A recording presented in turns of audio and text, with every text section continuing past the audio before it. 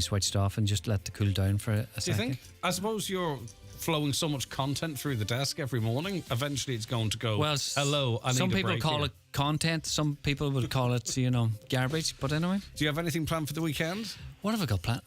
Do something nice with the boys, maybe cut the grass and all that kind of stuff. Yes. But get it done as quickly as You're not possible. going to do no mo May. No what? No mo May. What's Mo May? No mo May.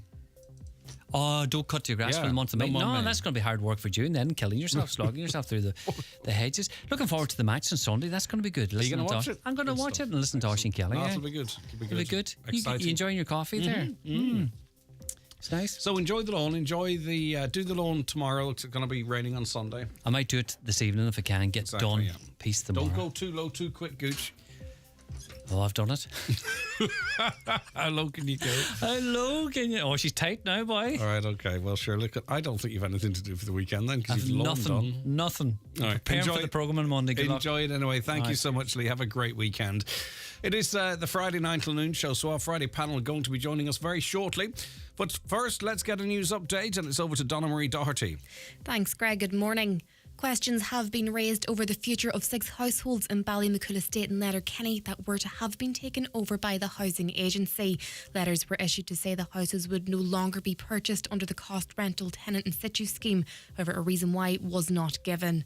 A Letterkenny councillor has questioned what is being done for the families in the estate which are facing eviction in the very short future. Councillor Jerry McMonigal says that for some of these families the private rental market is simply not an option. He says he's questioning the effectiveness of the cost rental scheme. This was hailed by Minister O'Brien, the Minister for Housing, as an effective way to get people who were on notice of termination to keep them in housing. But as we've seen here, we had 6 houses, and the housing agency have pulled out of negotiations without giving any reason as to why they have done that, either to the council, who have been asking for the reasons why, or indeed to the vendor. And at the end of the day, we have 6 families now who are imminently going to be without a roof over their heads. 91% of drivers were over the 50 km/h speed limit in Ramelton. The findings are that of an independent candidate in the Milford electoral area who says he wanted to have the data to highlight the need of speed reducing measures in the area. Declan Meehan says action must be taken before someone's hurt, given the same calls were made 5 years ago. He told Highland Radio News the results he gathered using a speed gun. We were there from 3:50 to 4:30 on a weekday, and the sample size was 100 cars. And as I say, in addition to 91% of vehicles speeding, we had even 11% of cars doing over 80 kilometres an hour coming into that area. So what we're looking for from the council is for some road traffic calming measures there. The UN's Agency for Palestinian Refugees has temporarily closed its East Jerusalem headquarters after claims Israeli extremists set fire to the perimeter. Head of the organisation, Philippi Lanzarini, has described it as an outrageous development. The Israeli Prime Minister's responded to the threat from Joe Biden not to supply further arms if Benjamin Netanyahu orders a ground offensive in Rafah. More than 1 million displaced Palestinians are sheltering there. Sam Rose is from a United Nations aid agency. Nowhere in Gaza is safe. We've seen that over the past several months. We hear it, we feel it every day where I am inside that safe zone. The tank shells, there are naval boats coming in. This is not by any stretch of the imagination a safe area. Nowhere here can be. Looking now to weather, a warm and dry day with good sunny spells, highest temperatures of 20 to 21 degrees. That's all for now from Highland Radio News. We'll be back again at 10 o'clock.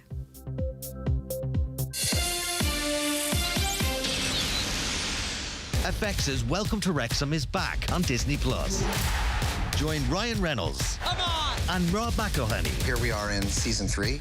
It's going to be a very harrowing edge-of-your-seat season. in a whole new league. This division's going to be tougher. If we keep believing, we can turn things round. FX's Welcome to Wrexham.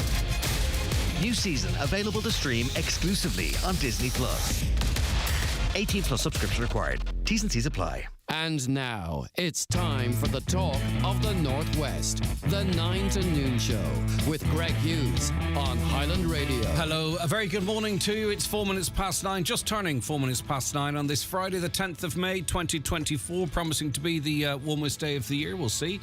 We're going to keep you all hot and bothered, hopefully, over the next 3 hours here on the 9 till Noon Show. Our Friday panel is going to be joining us very shortly. We're going to be previewing the big game on Sunday, and that's entertainment coming up as well. We want you involved throughout by texting or WhatsApping 086 60 25,000, 086 60 25,000. You can give us a call to an 074 91 25,000 or email comments at highlandradio.com. If you want to watch the show, if you're at home, you can watch on your big screen on your smart TV or Fire Stick. Just go to YouTube, Highland Radio Ireland. You can take that app with you, of course, mobile, and we're also on X. And Facebook as well. You'll find us. Just type in Highland Radio. Okay, let's say good morning to our panel then this morning, because we've an awful lot to get through, as we do every week. And we'll say good morning first to Dr. Kieran O'Farrill, a GP. Good morning to you. Thank you very much for joining us, Kieran. How are you keeping? Not too bad. Good morning, Greg, and good morning to all your listeners. It's good to have you back on the show. Antoinette Cunningham is the former General Secretary of the Association of Garda Sergeants and Inspectors. It's great to have you on the show, Antoinette. Good morning to you. Good morning, Greg. Good to talk to you again. Yeah, thanks for your time. Well. Yeah, indeed. And John McAteer, editor of the Tyrconnell Tribune newspaper. Hi, John. Good morning, Greg. Good to have you with us. Antoinette, how is life post General Secretary of the ASGI? A very busy job, I am sure, all the time, but particularly, I suppose, in the last number of years. Do you miss it, or are you enjoying maybe a busy but slightly less busy lifestyle? Oh, it's great. I'm having a well-deserved break now, Greg, so it's absolutely fabulous. The sun is shining and it's great to be off work. You know. I would say so. Okay. Job done is what I can say for now. Great stuff. Okay, let's get to some talking points. And this week, Gardaí advised women standing in the upcoming election to avoid the dark, canvass in pairs and turn off social media comments. We learned today that a man has been arrested on suspicion of stalking Senator Lisa Chambers, while a Social Democrat campaigner says knives have been pulled on them, a female in that incident too. What does this say, Antoinette, about society's attitudes, I suppose, to politics and women and discourse? Yeah, and I suppose what you're referring to, Greg, is the See Her Elected, which is a safety guideline published by the Women in Election Group and An Garda Síochána.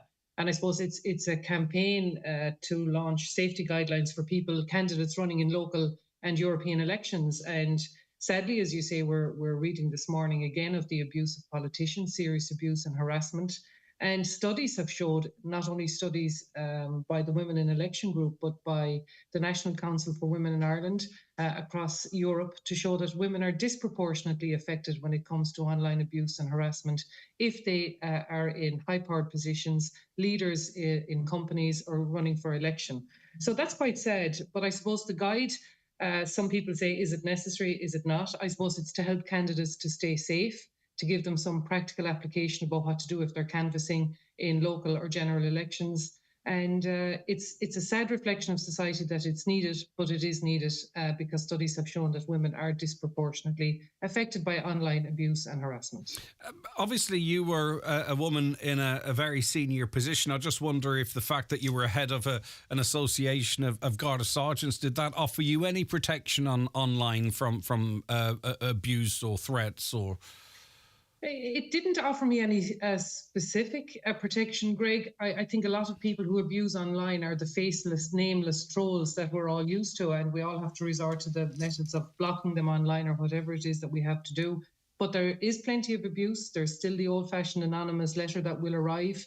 You can be targeted when you are a person in position. It's not only females, we know that males are also targeted. So we don't want to make it a gender female only issue. It does, male politicians going for election also suffer. But I suppose, yes, there are significant levels of abuse, and how you deal with it and how you manage it is key to being in public life. John McAteer, your reaction to this story. I was putting it to some representatives of the groups mentioned by Antoinette yesterday that I can understand why one might be advised to turn off replies on social media, but, you know, that could work against you too. You could be seen to be trying to avoid engagement with the electorate. You could be seen to be preachy. You know what I mean? So obviously it's up to each individual candidate to assess the advice and how it applies to them and their situation. I get that, right? But what's your overall take on this type of advice having to be issued to particularly female candidates, it seems? Obviously, as Antoinette says there, it's quite necessary at the moment. We're a different sphere right now. This is a very different election to the last one or any other previous elections. I'm getting it from candidates all the time, male and female, that there's harassment, that there's verbal abuse, and there are threats. I think all candidates would be better advised late in the evenings to go out accompanied by somebody else. We have come to that stage. We're only 4 weeks left in the campaign. Out in rural areas, it's no longer quite safe when you knock on a door. Well, like 60% of doors are not really being opened anyway. This is where we're at in 2024. But women are going to be more vulnerable, especially if they're on their own. And if there's this kind of left, right-wing harassment element out there, it's all coming off social media. But now candidates are making it on the doorstep, and they're getting an awfully difficult time from talking to some candidates who are just simply asking to give you a mention on the ballot paper. The swear words and the language being used and the threats being made against people. What is going on there? Because I'm sure any candidate, you go onto the doorstep for robust debate where it might... I mean, that's the whole purpose of it, isn't it? It is to sort of hear firsthand, to look in the white of someone's eyes and hear their concerns. Is this sort of threatening, you know, gender-based language or violent language or threats? Is that a new thing that's emerged in our country over the last number of years? It's been there for some time, but very, very minimal. This time around, it's much different. I'm not too sure where we're at here. The mood of the people and the demeanour of the people has changed quite a bit since COVID. And people have a chip on their shoulders to a great extent. Now, realistically, the vast majority of people are not going to be abusive, but there's enough there, as Antoinette says, to be a major concern, not only to females, but also to men. And it's regrettable that, you know, in a free country, allegedly, that you're not safe at 9 o'clock in the evening to be driving into a door and asking someone to give you some consideration on the ballot paper. I mean, we have reports of cars lurking about after candidates and stuff like that. Candidates can't quite sure if they're watching them. Some of them have suspicions that they are. That is highly regrettable. But candidates are getting that feeling of uneasiness on the doorsteps this time that they never experienced before. And you're hearing that. You're actually hearing that from people because I'm hearing that. Yeah, we don't want to find ourselves in a situation, and I'm sure we're not, whereby we all suspect it's happening and we're all talking about it's happening. And I'm quoting you saying, well, candidates are getting that. And I'm not suggesting for a second you're making it up, John. I hope you understand where I'm coming from. But that it's not a hyperbole, that it is actually happening. Now, of course, this morning, as I mentioned, a person has been arrested on suspicion of stalking Lisa Chambers, a female social democrat campaigner, says a knife was pulled on her. So there's two particular pieces of evidence, okay? But it shouldn't be happening at all. Yeah. I mean, candidates are going through the due process of democracy at election time, seeking a vote. They're no threat. They're just representing either independents or one or the other of the parties. There's a thing out there about politics generally having failed people, and that's become much more prevalent now in the last 3-4 years, and it is quite regrettable. There seems to be an element of people out there that just wants to have a bash at candidates, regardless of who they are, and that doesn't make any sense. But there's no point in us saying that on Highland Radio, because we're talking whistling to the wind here, and that's the bottom line. Candidates should be free to come and go within realistic time frames in the evenings, because time is short enough. But keeping doors closed in candidates is another fairly sinister, because people can see candidates in their houses. Yeah, but in a way, if you don't want to engage, that's your right. They've called to your house, John. But I mean, there's places you're getting 7 out of 10 houses not responding to you. That was unheard of in Ireland 20 years ago. You'd have to just ask, can you not come out and say to the candidate, sorry about this, I'm not voting, I'm not interested. You know, there's a different demeanour and there's a different attitude towards politicians of all kinds. Yep, Dr. Kieran O'Farry. It's regrettable, isn't it, that this type of advice has to be issued, and I suppose to the wider point, to John's wider point there. Yeah, I think I agree with John. I think there is a general discourse of negativity and anger towards politics. Obviously, lots of people have frustrations about things in life, but we have to remember that the people who put themselves up for election are doing that, as part of our democracy. It's not an easy job. To me, it looks very, very difficult. And you've mentioned a few issues there. We've also seen the leader of the Social Democrats have to close a constituency office because of threats to her. We've seen Minister Helen McEntee have a bomb threat in her home when her family are there. We've seen our Taoiseach's home being targeted by masked people in a protest when again his young children were there. So I think the negativity and this kind of constant talk that politics has failed us isn't pleasant, and it does put politicians in a difficult position. And I think we have to, I suppose, respect our democracy and the people that put themselves forward for election and the difficult challenges that they face. But they're doing it for somebody has to do it, and I respect anybody who puts themselves up for election. And I think anybody calling to my door, I respect that. It's not difficult to go to people's houses and ask for a vote when you know that a large proportion of them are going to challenge you on things and maybe disagree with you. But I think we should all hear them out and give them the respect that they deserve for putting themselves forward. It's not just politicians, though, Antoinette. Is it authority in general, too? I'm sure your members would have reported a change in attitude from certain, from elements of the public over the last number of years. You can hark back to, 7 or 8 years ago, sentiments about Gardaí and they were really high and all that kind of stuff. I'm not saying they've come down, but I mean I don't think it's just politicians. I think it's even maybe GPs as well, amongst some journalists, amongst some as well, but particularly maybe the likes of the Gardaí too. Antoinette. Yeah, well, sadly, there are elements in Irish society now where there are no boundaries and no barriers for any job or any position that anybody holds, or for a democratic state, or indeed for the rule of law. And without the rule of law, you have an uncivilized society. That's what you have. But regrettably, we've seen incidents in the last 12 months, like the riots in Dublin last year. Who will ever forget the abuse that was directed at members of An Garda Síochána? People being isolated. Every day on social media, you see uploads of members of the Gardaí trying to carry out their lawful duties being abused, spat at, out of context social media clips being widely circulated. You can't go onto TikTok any night, but there's an image of a guard on a checkpoint doing their job, and there's some music being put behind it, some out of context clip. People in libraries have been targeted, people in all areas of public life. It no longer seems that for some, there are any reasonable boundaries that should be established. And, democracy is only established through the rule of law and through a civilized society. And, that's why the guards now have a very, very difficult job. You're seen to be overzealous if you act too quickly. You're seen to be underzealous if you don't act quickly enough. You're in a no-win situation in a lot of times.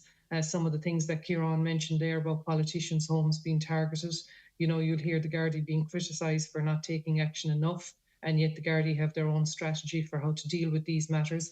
And I think sometimes what people forget, Greg, is just because somebody is not arrested or dealt with at the time does not mean that investigations do not continue and that they are not subsequently arrested. And we see that more and more frequently, where an incident may occur and it's all over social media and it's online, and the perception is, the guards are doing nothing here.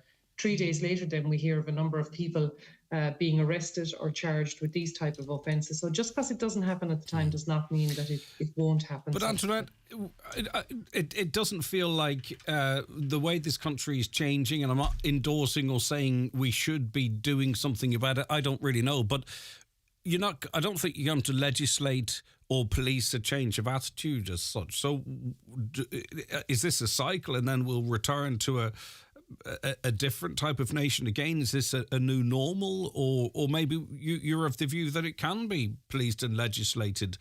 But then again, this is people saying, well, we've found our voice, we have these views, and we feel entitled to express them as we see fit. And that is the right of the citizens of Ireland. You have a constitutional right to peaceful protest. What you don't have a right to do is engage in violent behaviour or abusive or break the law while you're doing that. And that's the line that has to be managed all the time. And I think for Gardaí, it's extremely difficult. The immigration issue has made it extremely difficult and very challenging. But as I say, just because arrests are not made at the time of an incident doesn't mean that they won't be followed up and subsequently dealt with. And I think that's important for people to remember that, you know. Yeah, OK. Well, the debate over whether or not election posters should be permitted has raised its head once again. Some towns and villages are asking for candidates not to poster. Some candidates have said they're choosing not to. But according to a poll not that long ago, 77% of Irish people thought the use of posters during election campaigns should be scrapped. Kieran, what do you think? I'm a bit on the fence on it, Greg. You know, I've seen the posters go up around Letterkenny. Well, we can't put them on the fence now if they're blocking any lines of sight on the road. So if you're sitting on a fence, sit well back from the side of the road, please, Kieran. Well, that's one point actually I was hoping to make, because there are some posters, particularly from one particular candidate around Letterkenny, which are very badly placed. They're placed low down at roundabouts where it blocks the view of oncoming traffic. And so, you know, if people are going to poster, they need to do it responsibly and in the right locations. But I do think having posters of our candidates up allows us to get to know the candidates. You know, there's posters up there of candidates that I wouldn't have really known until I've seen their posters go up. So I think it's important that people who are running an election have a chance to get themselves known. So I don't think a complete ban would be a good thing, but I think maybe you could argue in towns that there should be an area designated for posters, or a certain limit on the amount of posters that you put up. You know, you can drive around Letterkenny and every lamppost will have the same candidate on it. You know, so I think there's some restrictions would be necessary, but in general, I think they're a necessary part of our democratic elections. John, what's your view? Well, I come at this from a very different point of view, because I'm in the business of selling posters to candidates, and it's part of the Tribune's remit to earn a living is commercial printing. As Kieran said, there some posters are far too low. Even in Mulford, people were complaining to me, I think it might have been on Wednesday evening, they had to walk around a poster. It was that low down near the pavement, probably about 2 feet off the pavement. That's not right. If posters are going to be put up, let them be put at a height that they're safe for people to walk and not be impeded in any way. Now, I have nothing against posters. They bring a certain amount of colour and they bring a certain amount of interest to the campaign. And they've been there forevermore. And when people go to the cost of paying to employ a printing company, they shouldn't be interfered with. Nowadays, posters are made of cardboard. They're reusable. They're taken down and stored away until the next time, if there is a next time. But as always, the traditional posters brings a new dimension and a new interest to any campaign. And so some of them are pretty good, especially the ones we have printed. Not too late. It sounds like it's not too late to get your posters. By the way, John's going on. Antoinette, go ahead. No, I think there's a good debate around posters. I mean, they're obviously the bane of the Tidy Towns committee life in any town around Ireland, and most of them, I think, would say that. I think myself they're a necessary part of an election campaign. I would agree with what Kieran said earlier on. You know, they give you a visual. You might not know who the candidate is, or indeed what party they run for. You know, you'll hear a name, but you may not associate them with a particular party. So they give that visual aid in the name and the party. And I think that's important for people. I think the 4-week rule is a good thing. You know, they can't go up until 4 weeks before the election date. And of course, there's hefty fines afterwards for political parties or individuals who don't take posters down. So I think those two things are quite good around how posters are used and controlled.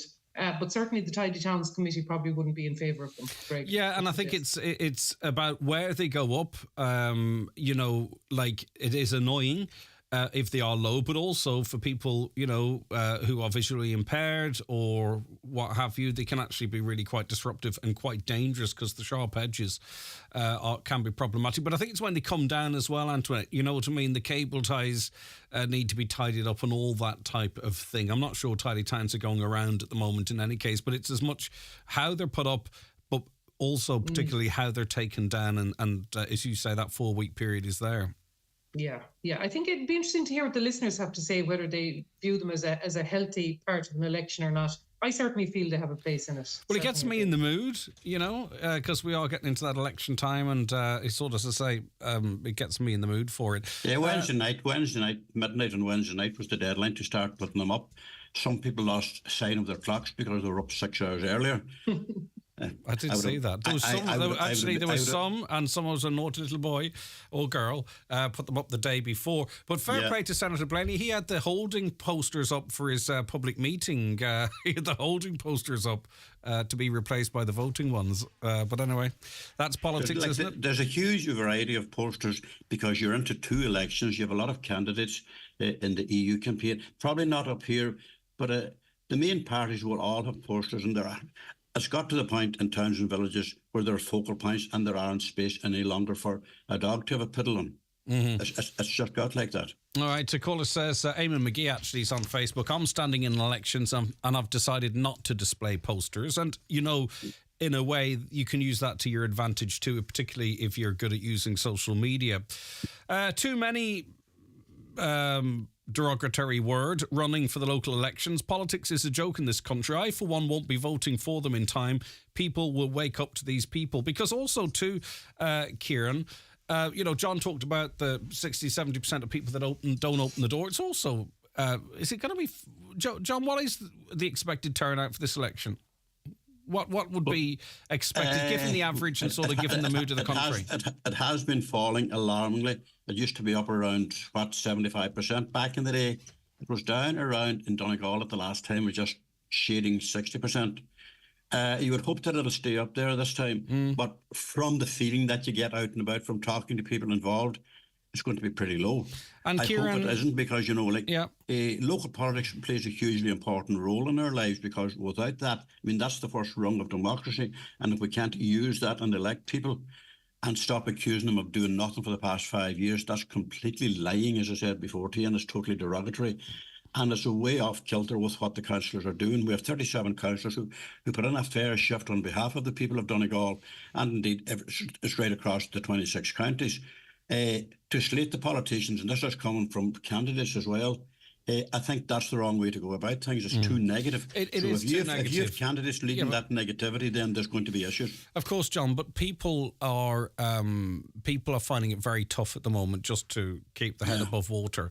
And then when people are promising that politics will change that, and then they say, well, politics haven't changed it so far, the way people can protest or express their frustration is either not answer the doors to these politicians, or not vote at all, because they think it simply won't make any difference. And do you know what?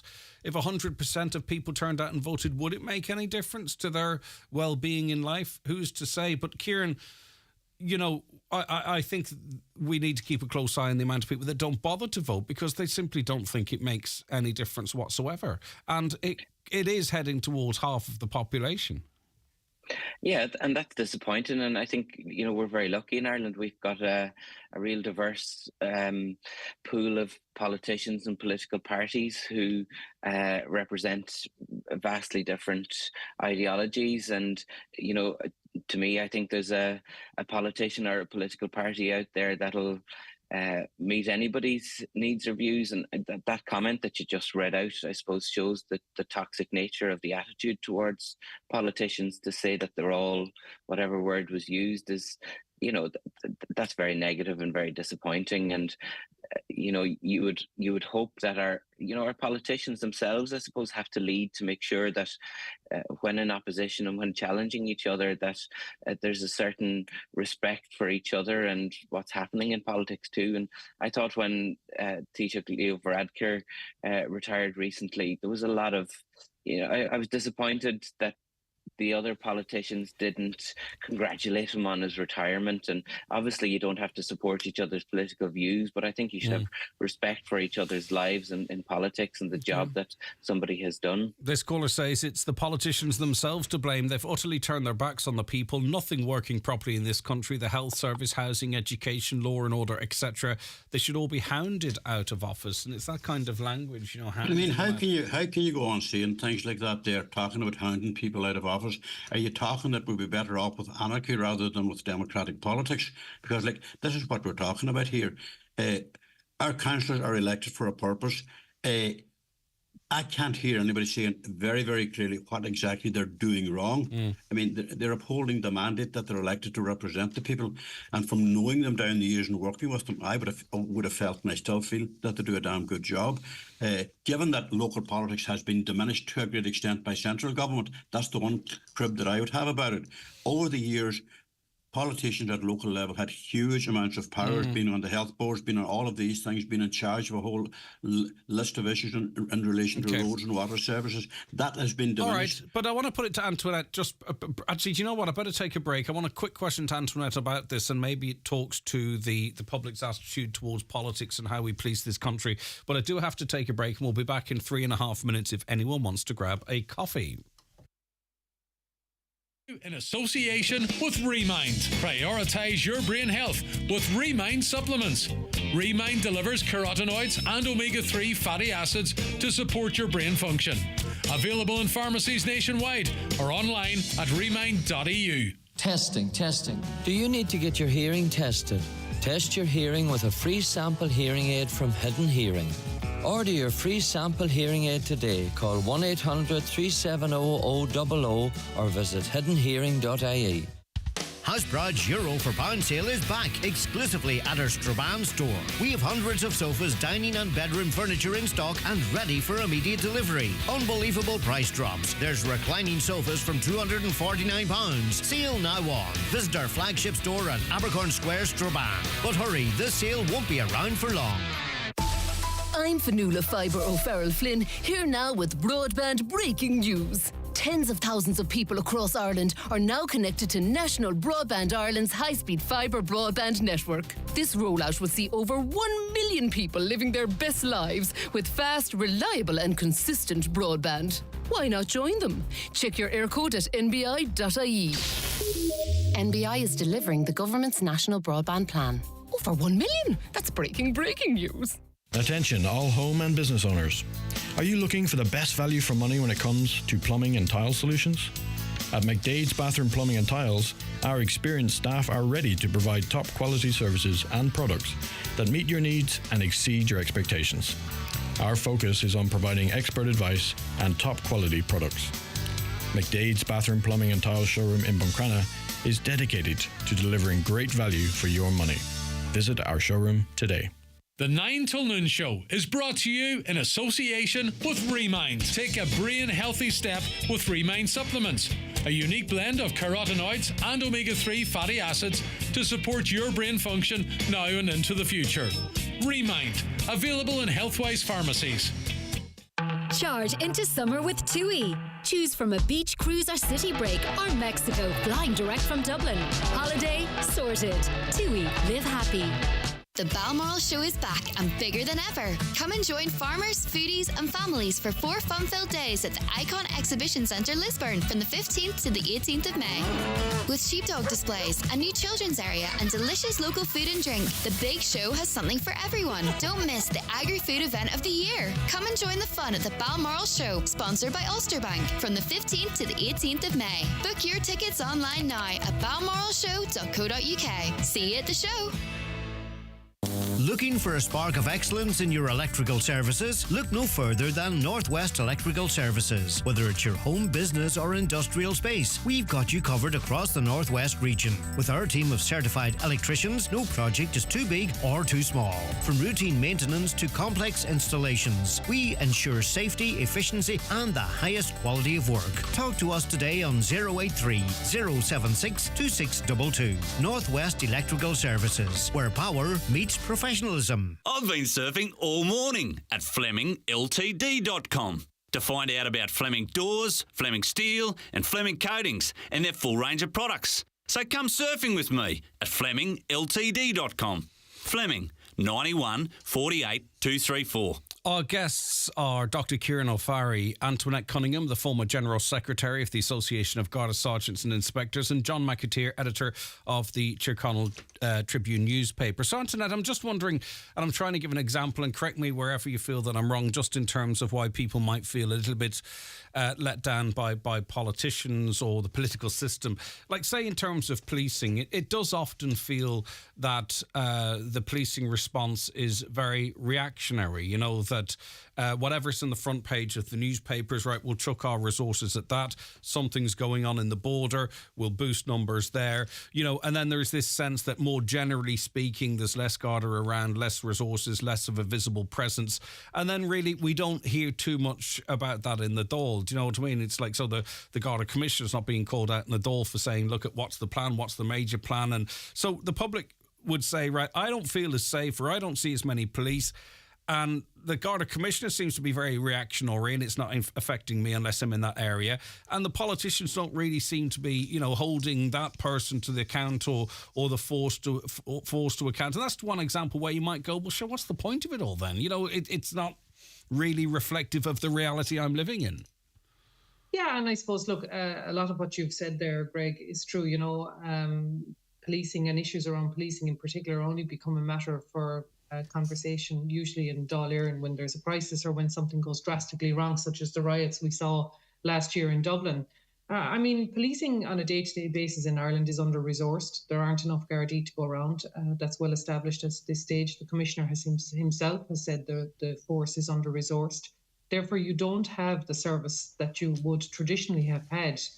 The model of policing, which I have long said is not suitable for both rural and urban areas in Ireland. It's a centralisation of resources that takes police away from rural communities. It brings them into cities and towns, and they're dispersed outwards there in a sort of a call answering system. That's not based on the traditional community policing model in Ireland. So that's probably not working as well and as efficiently as it should. The Garda Commissioner, of course, answers to people like the Policing Authority, and we know that structure is going to change now this year with the new Policing and Community Safety Bill. So I think, you know, there's lots of challenges for Gardaí in Ireland, but the biggest challenge is there simply isn't enough. And when there isn't enough Gardaí, that means that services suffer. People have to wait longer for responses. You don't see proactive, preventative type policing that you would have seen traditionally in Ireland, and it is more response related. See, so your views are representative of what the people feel. Brendan O'Connor, in his role of the GRA, speaking very similarly to what you say, but we're not feeling that advocacy from a political level or from the higher ups in Garda Síochána. And I think that's just one issue, and we can layer them on and on and on, and then we get to the point where people say, well, what is the point in voting? And that really was where I anticipated this probably would end up, the conversation. Yeah, and I think Limerick is going to be very interesting this year. And going back to the political issue, Greg, Limerick for the first time, and indeed it's unique in Ireland, are going to have a directly elected mayor. And this is the first time in Ireland that the people of the city and county of Limerick will elect their mayor, as opposed to the traditional way mayors were elected. Now, that mayor in Limerick is going to have some powers and say over political and strategic issues that affect the county, such as housing, such as road safety, such as other issues that affect the city and county of Limerick. So I think the turnout, John, you were talking about turnout earlier on. I think in Limerick it's going to be interesting to see what the turnout is in relation to the vote of a directly elected mayor, because that's the people of Limerick electing the mayor for Limerick by Limerick people. And I think that's going to be very interesting in this political campaign to see how that all turns out. Yeah, for sure. I'll watch on with interest in that myself. What can anyone explain what the actual role of a councillor is? John, you're one of the biggest cheerleaders for councillors, so I'll put this one to you. Can anyone a cheerleader? Yeah, I'm a newspaper editor. No, it's not. It's not an insult. You say that they should be paid more. They do great jobs. Yeah, you should answer the door and have a chat to them. It's not I don't know. They are the very first rung on the whole ladder of democracy. But come here, let me ask the question first. They are a very very big lobby group that should have a lot more influence. Well, this is the question. The better local government democracy of 1999 done a lot of damage. Antoinette talked about centralisation and decentralisation and a new mayor in Limerick. The mayor will only be successful provided he's given a big enough budget to run the city. The government will probably make sure he doesn't get that. Our councillors don't have the kind of clout that they used to have. That's the government's fault. the councillors work very, very hard at lobbying. You know that as well as I do. I do. If I need something done, if somebody the question from the listener is into hospital or somewhere else. Yeah, the question I'll ring my councillor. Yeah, but and he'll use the office of whichever TD he's associated with to get that done. Can anyone explain what the actual role of a councillor is? What can they do? What do they achieve if they all agree on one item? Say the Bonagee Bridge, which is a bit of long-awaited infrastructure, Antoinette, here in Letterkenny. Then why don't we have one? Which, Well, as John has said, the councillor is the local. It's where politics starts locally. You have the Limerick City and County Council. They go in there and they hold the council meetings. They make decisions around budgets. They make decisions around road infrastructure, where a footpath might be laid, where public lighting might go up. They make lots of decisions about very important things that affect communities at very local level. So if, for instance, in the village where I live, lately there was a footpath being extended outside the village. That was decided by the local county council. That's serving communities who walk a certain pathway up to a local community field and towards a church. Now there's a new footpath. That was done by the local council. That's the benefit of councillors at local level. And when people want improvements in their local area, such as a light fixed outside a sports field, they are contacting their local county councillor to make representations in that way. They're not going to their local TD, they're going to their local county councillor. So they do have a significant role to play in the political system. And they're very adaptable. And locally here in Limerick, where I live, your local county councillors are very available and accessible to people. And people feel comfortable going back to talk to a local county councillor where they may not a TD or somebody where they regard in a higher power. So they play a very important role, I believe. Okay. Like, one of the big issues I find is that no matter what a councillor does, it's not acceptable. Somebody's going to be complaining about it. If somebody gets a stretch of road fixed, which is a big part of the role, lobbying is their biggest issue. They make decisions, of course, about roads funding. They make decisions, but they're not getting the money back from central government. Councillors, by virtue, they are really the voice of the people. And if you want anything done in local government, you have to go through your council, and they're going to give it their very best shot. But the majority of these are executive decisions, really, though. It is the executive. But no, people have got onto this hobby horse of deriding their councillors for being a wasteful bunch of people. Nothing could be further from the truth. Spend a day with the councillor. I mean, I'm talking to councillors at 2:00 in the morning because they're not available any earlier. And this is the reality of life, that they do work extremely hard. Right, Kieran, is that how you see it too? Yeah, I saw just in the media yesterday reports of a debate they had in the Donegal County Council about some road infrastructure up around the hospital and the Kilmacrennan Road, about footpaths and cycling. And, the county councillors went back to the fire service, the health service, the emergency services. They debated whether they felt it was appropriate, the changes that were being made. So to me, that showed that they were doing their job and advocating, and they had a robust debate on it and came back and they didn't all end up agreeing, but they looked into it, they made decisions. And I think, again, as part of the wider debate, we have to respect the work that they're trying to do. You mentioned cycle lanes there. I saw a video from someone in Donegal. They were just on a stretch of road with a €3 million cycle path and footpath that's been established, and they were stuck behind 3 or 4 cyclists still on the road, and they were commenting that we've got this €2.8 million piece of infrastructure and cyclists aren't using. We not go down that road today, but just as you mentioned cyclists, it did come to mind. I'll stay with you, Kieran. A brief one on this before our last break. It's in a bit of a headache for the Eurovision organisers. Israel sailed into the final of the competition last night. Leaked results from one European country, Italy, in fact, showed they topped the poll in the viewers' vote. The EBU says the competition is not political, but of course they did ban Russia after it invaded Ukraine. Do you have a view as to whether or not Israel should have been banned? Or I think really its inclusion perhaps has widened the debate on what's happening in Gaza. I don't know if you have a strong view on that at all, Kieran?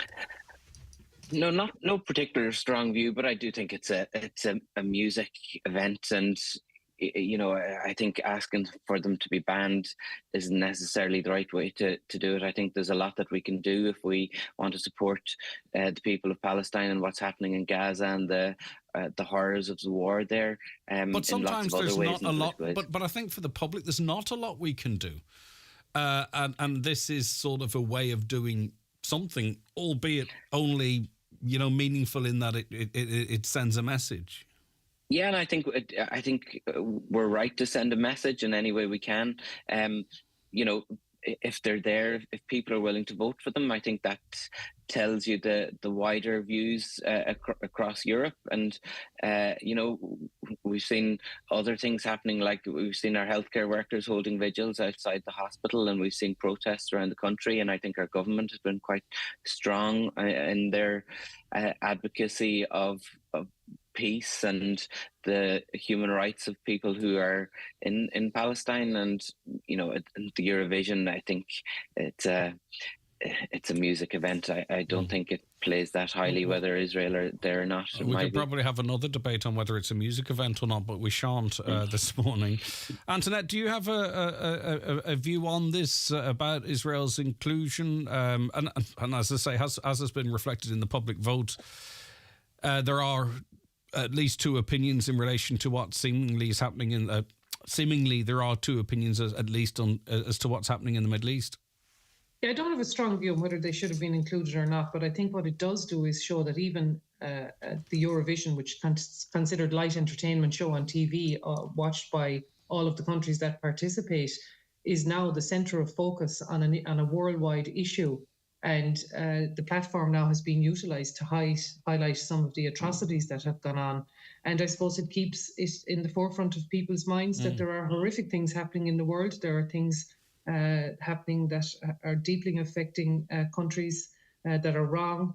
And I suppose it shows now that no matter what is on, even a song contest, things that are happening in the world will be brought to the forefront through any forum necessary to gain attention for a cause or for anything else that goes on. So I think it's a difficult one. It's a sensitive one. As to who will win the Eurovision, that will be decided on Saturday night. Maybe that will send its own message. But I think the platform now has been utilised to show the gravest of concerns of issues that are going on in the world. Yeah, I actually think in terms of, I think you're right in that if they hadn't taken part, then there's an awful lot of conversations that have been happening wouldn't be happening. John, what do you think? I'm a big watcher of Eurovision down the years. What happens now if Israel goes on and wins it? Well, they did win it. The last time there were calls for them to be banned from it, they did win it. Yeah, this can't happen. Now, there's huge protests outside the venue last night. Inside it was all sweetness and light, or as Marty Whelan might have said, love, wherever he gets these words out of.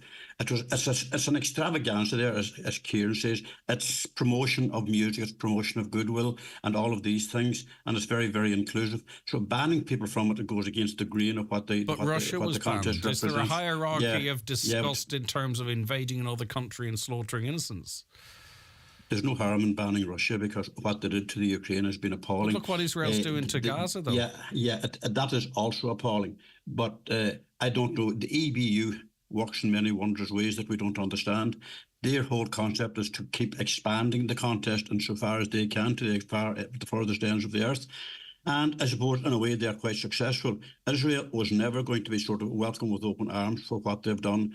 The Eurovision, in some way, is a way beyond those kinds of issues. But if you ban one, should you ban the other? You probably should. Yes, and then, of course, then you start the conversation about, well, should we be holding World Cups in Qatar? Should we be watching boxing that's being held in Saudi Arabia? And on it goes. Doreen Sheridan Kennedy's watching us on Facebook, and she says, good man, John McAteer. Great support for local councillors. Pity Greg doesn't get that. But sure, look at time. I've not been critical of councillors. Anyway, thanks, Doreen, for your input. Back with more from our wonderful guest this Friday morning after this break. Remind supplements, scientifically developed in Ireland with carotenoids, omega-3s and vitamin E to support your brain throughout the day. Available in pharmacies or online at remind.eu. Sponsors of today's show. Here at Century Complex, Century Play is currently undergoing renovations, but we are still open for exciting movies in Century Cinemas and delicious food in Backstage Bar and Grill. Be sure to keep an eye on our social media pages for updates. For more information, give us a call on 07491 21976 now.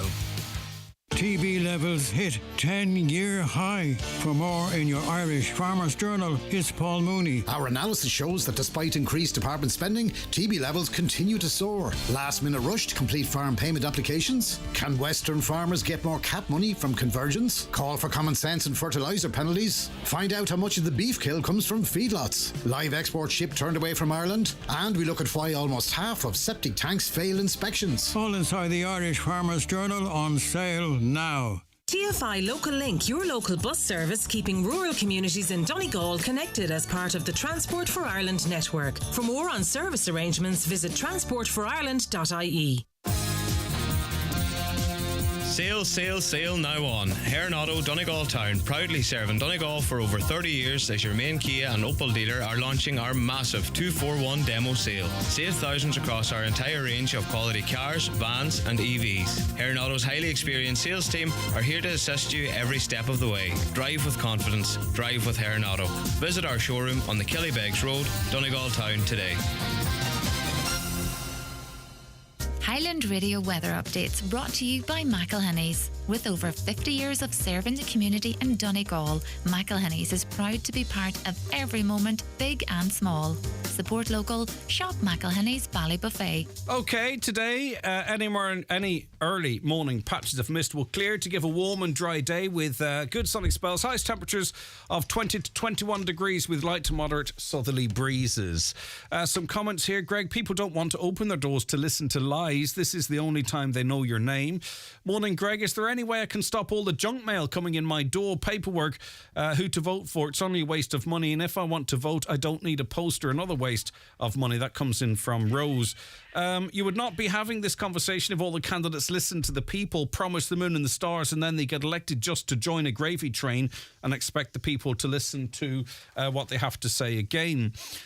Yes, all politicians are elected to do something, but that's the problem. They do nothing. Ask any of them, will they do this job for the minimum wage? Ask them this and they don't. And they don't say they need money for this or that. Many of us are working and have to travel to work, but we don't get paid to travel, or we don't get paid to go to a funeral. Ask them this question, Greg. I'll be listening to their answers. Switching Highland Radio off. Councillors and politicians are doing a good job. Oh my God, can't believe what I'm hearing. Wow, okay, that's a bit extreme. I hope when people do threaten to switch off, they don't actually do so. But I mean, it's we talk about some offensive stuff on this programme. I can't believe that's the actual trigger to go and listen to... Don't get too upset about it. To go and listen to Spotify or what's his name on RTE on between 9 and 10. Callan. Right. Let me see what we don't have a ton of time left, so I just want to make sure we get into something here.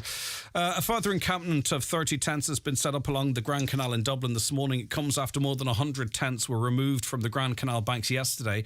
Those asylum seekers were relocated to other accommodations in locations including Crooksling and the former Central Mental Hospital in Dundrum.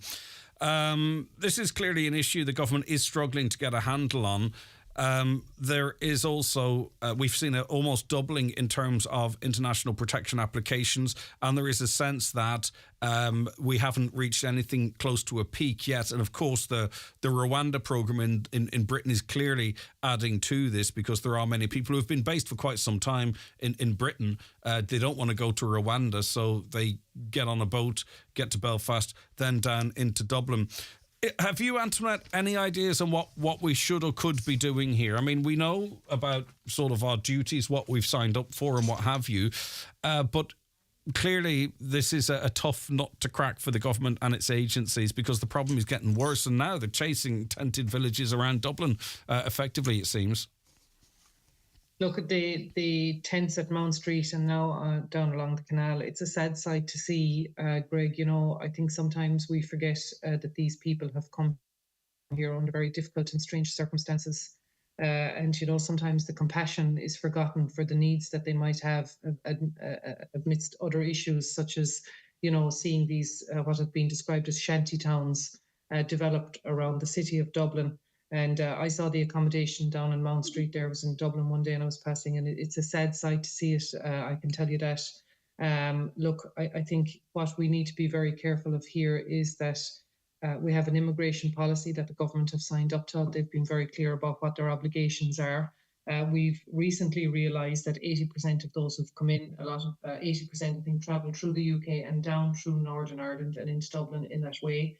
I think there's a lot of things that the government need to get a handle on. I think one of the things that we need to be careful of is that the government's immigration policy doesn't become a Garda problem only, and that the Gardaí are not out there from day to day moving people on because the government have failed in their obligation to provide them with accommodation. And, you know, one and one always have to make two, Greg. If you bring somebody in, have you got some place to put them or not? And if there are people coming in here that are seeking asylum under an immigration policy, and at the other end of that, there is nowhere for the International Protection Office to say to them, that is where you're going to be accommodated, then this problem is only going to escalate and escalate and escalate. And while we might not have tents in Mount Street or the canal, if we're only moving the tents forward to the next place and the next place and the next place, that is not a viable or long-term solution, and the government urgently need to get a handle on their immigration policy. And if it's not working, they may need to revisit it. Because if they don't have accommodation for people that are seeking immigration or seeking safe status here, then why have they signed up to a policy which they cannot complete at the other end, which is providing that safe haven that they are supposed to provide? And Kieran, and it cannot just become a Garda problem. It's an agency, multi-agency problem, and it is definitely a government issue. And Kieran, too, I mean, we heard the most recent figures. Very little is being done in terms of processing applications. Nothing really effectively is being done in terms of returning people to safe countries. And the bottom line is the majority of people coming in at the moment, the safe country you would return them to is Britain. And Britain is very, very clear. It is not going to take them back. No matter what Simon Harris says, no matter what Helen McEntee says, there's a general election coming up in Britain. They are not going to be taking these people back because this election will be pretty much fought on that issue. So there doesn't seem to be any solution. I mean, what Antoinette said, of course, makes perfect sense, but evidence to this point shows that we're not even processing those that were already here, let alone being able to process new arrivals and accommodate those that need accommodation. And they all need accommodation until they're processed. Yeah, and I think it's important to split it into two. Number one is to split it into the people and look at the people that are coming in. And I've come across a lot of these people through my work, Ukrainian refugees and international asylum applicants. And I must say I've been very moved by a lot of their stories and have, they're normal people who've left very difficult situations and are trying their best to get themselves and their families to safe areas. So, I think it's important that we always look at the humanity and the people.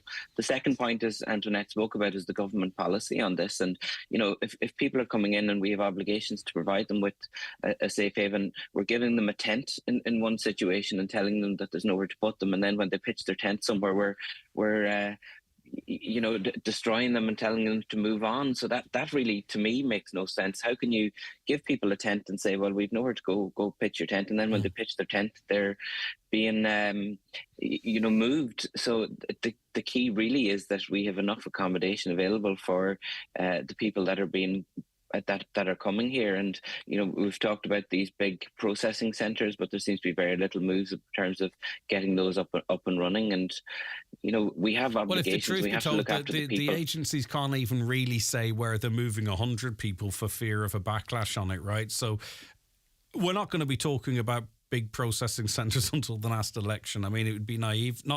You're not naive, of course, Kieran, you know what I'm saying. But I think we as a people would be naive to think there's going to be any movement on that, or they're going to be put in any areas before a general election. And John, just a very brief 30 seconds from you, and apologise for such a short spell. Don't worry about it.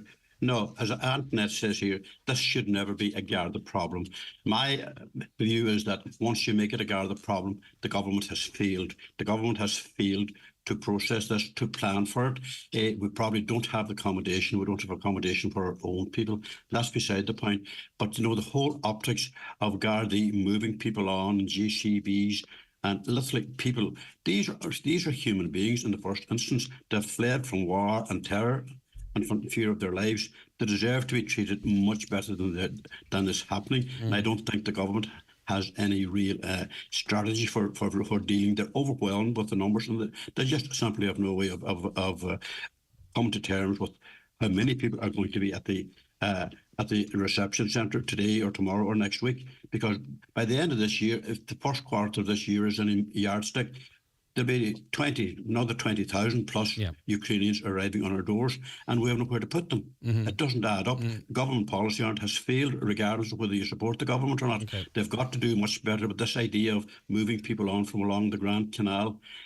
I don't know. I mean, they're IPAS. They're not Ukrainians. Yeah, but like at the end of the day, it doesn't really matter who they are. They're human beings. But the optics are so bad and so negative that the government is not coming to terms with where they should put them. Moving them out to South Dublin is not working because they don't want to live out there. They're too isolated. They're too far away from where they need to be. Okay. Listen, thank you so much for your time as always. John McAteer, editor of the Tyrconnell Tribune. Have a wonderful weekend. Thank you very much indeed. Don't forget the Factor 50. Antoinette Cunningham, former General Secretary of the Association of Garda Sergeants and Inspectors. Thank you so much for your time, Antoinette. I hope it was okay for you. And lastly, but certainly not least, of course, Dr. Kieran Alfari. Thank you for your time, Kieran. Have a lovely weekend. Thanks, Greg. Bye-bye. Take care of yourself. It is the 9 till noon show here on Highland Radio. We'll be back with much more in the next hour, including a chat about Donegal v Armagh. The 9 till noon show is brought to you in association with Remind. Prioritise your brain health with Remind supplements. Remind delivers carotenoids and omega-3 fatty acids to support your brain function. Available in pharmacies nationwide or online at remind.eu. At CS Architectural Salvage, you'll find reclaimed white plank floorboards, polished beams, pine and oak beams sawn to customers' requirements, and waxed finish, Belfast street lamps and garden furniture. CS Architectural Salvage, Campsie Industrial Estate, Eglinton. Call 04871 812 999. sé an seachtú lád a bhí an bheitheh lá na bhótála. An lá sin, iarfar a bhóta a chahas na tábhacháin orpacha, sna tábhacháin áitiúla, agus, má tá tú chláirithe I limanach, I tábhacháin Mhéarla nua limaní. Tá ólas faoin na tábhacháin fada bheith siúil an seachtú lád a bhí an bheitheh electoralcommission.ie. sé do bhóta do rá. Nálig do riine eile láirtar do hon mar sin. Cá bhóta agus bíle cloisteáil an seachtú lád a bhí an bheitheh. An Comisiún Tábhacháin. Comisiún Neamhspleách Tábhacháin na Héireann. Do you suffer from high cholesterol, menopause symptoms, digestive issues, anxiety, aches and pains, or a lack of energy? The highly trained team at The Natural Way Letterkenny can provide advice on natural remedies for a number of individual health issues. The Natural Way also has its own brand of herbal treatments to help fight fatigue, relieve digestive discomfort, maintain a healthy immune system, and alleviate common menopause symptoms. The Natural Way at Letterkenny Shopping Centre, your one-stop health shop. If the medical experts get it wrong, everything changes. From misdiagnosis or delayed diagnosis to surgical injury or even poor treatment, all have physical, emotional, and financial consequences. We're here to help. So if your treatment didn't go according to plan, speak to our experienced medical negligence team at McElhenney and Associates. Find us online or call 074 917 5989. McElhenney and Associates Solicitors, Stranorlar. In contentious business, a solicitor may not calculate fees or other charges as a percentage or proportion of any award or settlement. Live, on air, online, and on the Highland Radio app. This is Highland Radio News. Good morning, it's Donna Marie Doherty with the news at 10 o'clock. Questions have been raised over the future of 6 households in Ballymacool Estate in Letterkenny that were to have been taken over by the housing agency. Letters were issued to say the houses would no longer be purchased under the cost rental tenant in situ scheme. However, a reason why was not given. Councillor Jerry McMonigal told a meeting of Donegal County Council's Housing and Corporate Strategic Policy Committee that for some families the private rental market is simply not an option. He says he's questioning the effectiveness of the scheme. This was hailed by Minister O'Brien, the Minister for Housing, as an effective way to get people who were on notice of termination to keep them in housing. But as we've seen here, we had 6 houses, and a housing agency have pulled out of negotiations without giving any reason as to why they have done that, either to the council, who have been asking for the reasons why, or indeed to the vendor. And at the end of the day, we have 6 families now who are imminently going to be without a roof over their heads. 91% of drivers were over the 50 km/h speed limit in Ramelton. The findings are that of an independent candidate in the Milford electoral area who says he wanted to have data to highlight the need of speed reducing measures in the area. Declan Meehan says action must be taken before someone's hurt, given that the same calls were made 5 years ago. He told Highland Radio News the results he gathered using a speed gun. We were there from 3:50 to 4:30. On a weekday, and the sample size was 100 cars. And as I say, in addition to 91% of vehicles speeding, we had even 11% of cars doing over 80 kilometres an hour coming into that area. So what we're looking for from the council is for some road traffic calming measures there. Almost 30 tents sheltering homeless asylum seekers have been pitched along the Grand Canal in Dublin city centre. The tents are a few hundred metres from where over 100 tents were cleared yesterday. Barry White's reporting from the location. 160 asylum seekers who had been sleeping in tents along the Grand Canal were moved to alternative state-provided accommodation yesterday. However, this morning 27 tents have appeared in another area of the canal, between the McCartney Bridge and the Leeson Street Bridge, just upstream from where the tents were removed yesterday. A number of tents also sprung up in Ringsend yesterday. However, the asylum seekers left after a number of locals told the migrants they were not welcome in the area. The Taoiseach Simon Harris said yesterday also that neither he nor the government would accept tented encampments in the city centre. A 31-year-old man and a 25-year-old woman have been charged following a disturbance in the Sackville Street area of Derry on Wednesday last. They were arrested yesterday following a fight of up to 5 people in which a civilian and a police officer were assaulted. The man was charged with assault on police, resisting police, threats to kill, common assault, obstructing police, criminal damage, affray and disorderly behaviour, while the woman was charged with criminal damage, common assault, affray and disorderly behaviour. Both are due to appear at Londonderry Magistrates Court today. Meanwhile, a 28-year-old man remains in police custody at this time in relation to the same investigation. Sun cream is being recommended today as we're in for the hottest day of the year so far. Met Éireann says we could see highs of 23 degrees. However, it will be short-lived as rain is expected on Sunday. Alan O'Reilly from Carlow Weather says the Northern Lights may also be visible in the coming days. So there is a lot of solar activity at the moment, and that could increase the chances of seeing the Northern Lights over the next couple of nights, especially where we have clear skies. So that's something to keep an eye on. Looking more locally for the weather in Donegal, a warm and dry day with good sunny spells ahead, highest temperatures of 20 or 21 degrees. That's all for now from Highland Radio News. We'll be back with news headlines at 11 o'clock.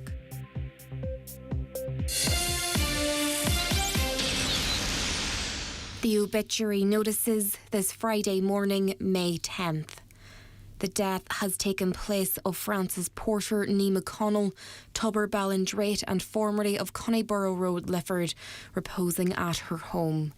Funeral from there tomorrow at 1:15 for Requiem Mass in St Patrick's Church, Murlog, Lifford at 2 o'clock. Interment afterwards in the adjoining cemetery. Family time please from 11 o'clock tonight. The Requiem Mass can be viewed live on clonleeparish.com.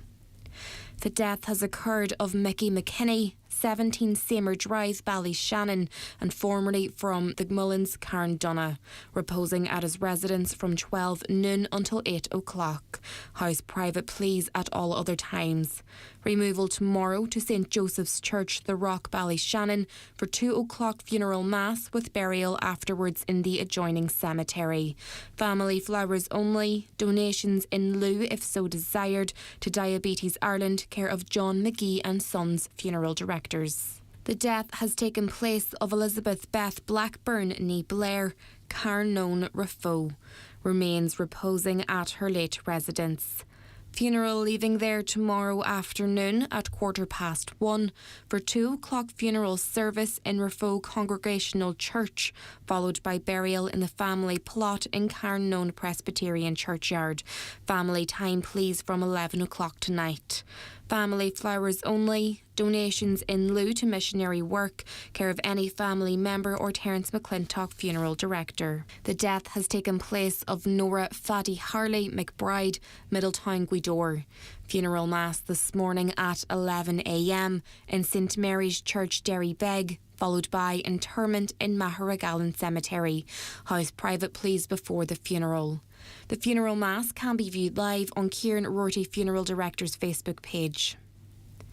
The death has taken place of Nancy Cullen nee Burke, The Bungalow, Main Street, Newton Cunningham. Funeral from her late residence this morning at 10:30, going to All Saints Church, Newton Cunningham, for 11 a.m. Requiem Mass, which can be viewed on newtoncalais.parish.com. Interment afterwards in the adjoining churchyard. Family flowers only please. For family information and more details regarding wakes and funerals, please go to highlandradio.com.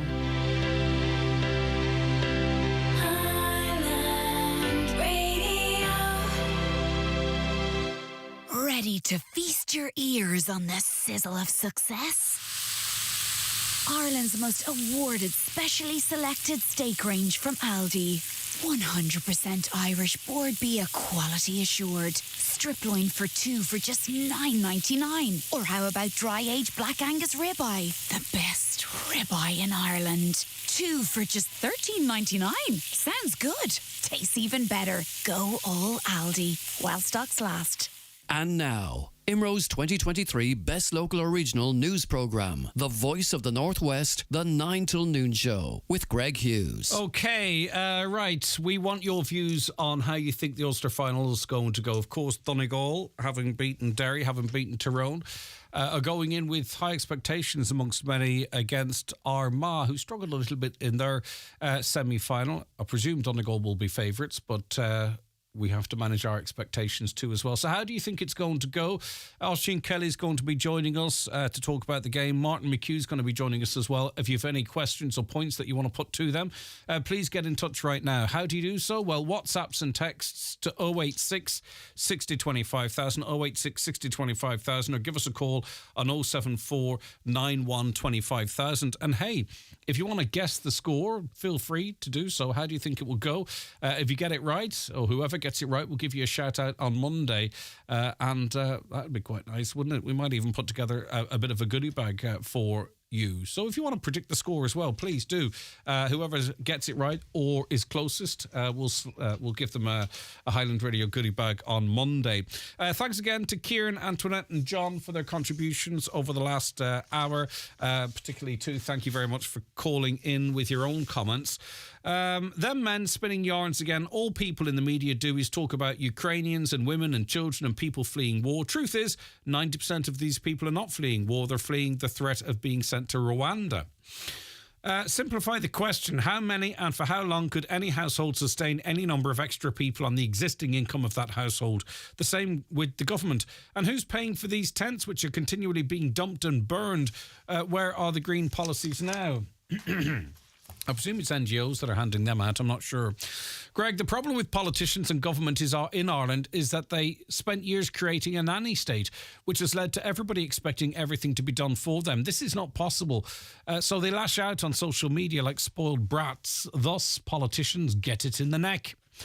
A caller says there is a law that if there is a walker crossing within 100 yards, you're obliged to use it.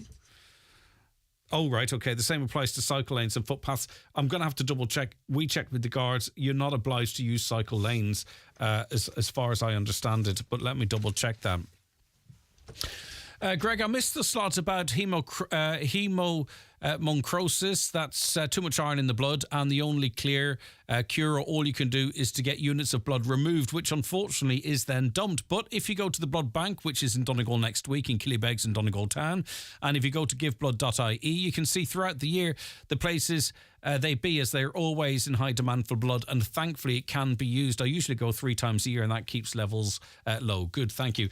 Very well, very happy to reiterate that formed part of the conversation as to how people self-medicate in donating blood.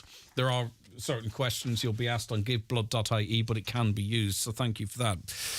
Hi, Greg. What annoys the public about politicians is statements that they make and there's no outcome. One politician has posters up around our area. He had them up during the last election stating, "We will build the Bonagee Link Bridge." 4 years later, and we're no further forward. These statements annoy the general public. Send us a picture in if you have of that poster. Not that I in any way doubt what you're saying. I seem to recall it, but it's just handy for the records. Any country that is not a member of the EU should not take part in the so-called Eurovision. Well, it is actually called the Eurovision. It's not so-called. Israel should be banned. So that means Australia are out and a couple of others as well. Hello, Greg. What I have to say is concerning the migration issue. The solution to all the infighting about too many people coming when we can't house them, if you're filling a pothole under the tap and it starts to overflow, just turn off the tap. Patrol the border. Dublin, we don't want shantytowns popping up all over the country. Donegal's bursting at the seams. Thank you. Are we talking about a hard border there, really? You know, you start patrolling the border, that is a hard border, and the British quite cleverly have said, Ireland, we don't want a hard border. They flipped our language back onto us. Eurovision and genocide. The Jewish state of Israel is genociding Palestinian children, their mothers and their families. It should be banned from the Eurovision, simple as that. Says a listener. Hi, Greg. This situation is going to be impossible to police. Apparently, they're being offered buses from Belfast at a cost by unscrupulous people, and the migrants aren't aware they don't need them. The problem is we are and will continue to be overrun with migrants from Britain. We'll be unable to sustain this influx as it's only escalating massively. We are done for, unfortunately. I think as a society we'll survive, but I take your point. There are people are going around Britain now making a fortune in going up to migrants saying, look, you don't want to go to Rwanda, don't you? Well, we'll get you a job in Dublin. Get on this bus, or this is how you do it. And they're actually turning up at the IPAS centre. That's where their job is, in inverted commas. Hi, Greg. Why is Israel in Eurovision if it's all the way in the Middle East? Never mind the genocide and land grabs. Well, as I say, they probably wanted to go global. There probably was a decent financial incentive to include Israel, and Australia's involved as well, so there is precedent there. I saw a guy spraying weed killer. He won't say who he's working for. Weed killer is highly toxic and shouldn't be sprayed at this time of the day. What can I do to stop him? I don't know what the story is in regards to that. I do have my concerns about some of the toxic weed killers that we are using on our public roads and byways, and dogs and children running through that grass with no signs or warning, really. Hi, Greg. Did you see the video doing the rounds on social media regarding the new greenway from Castlefin? 6 cycles using the road while the cycle lane is provided at over 3 million. Shocking. I did see it and I referenced it in the first hour. It is kind of funny. I know the subject matter is serious, but obviously the guy videoing it has a bit of humour about him as well, in that you can't help but laughing a little bit, because he does pan to the empty cycleway and he pans back to the road, and some fruity language, which is used for comedic effect. Hey, thank you so much for all of your comments. It's great to see them. Lots on posters, lots on politicians. I'm going to work through them over the course of the next wee while. And a lot of these issues also will carry over until Monday.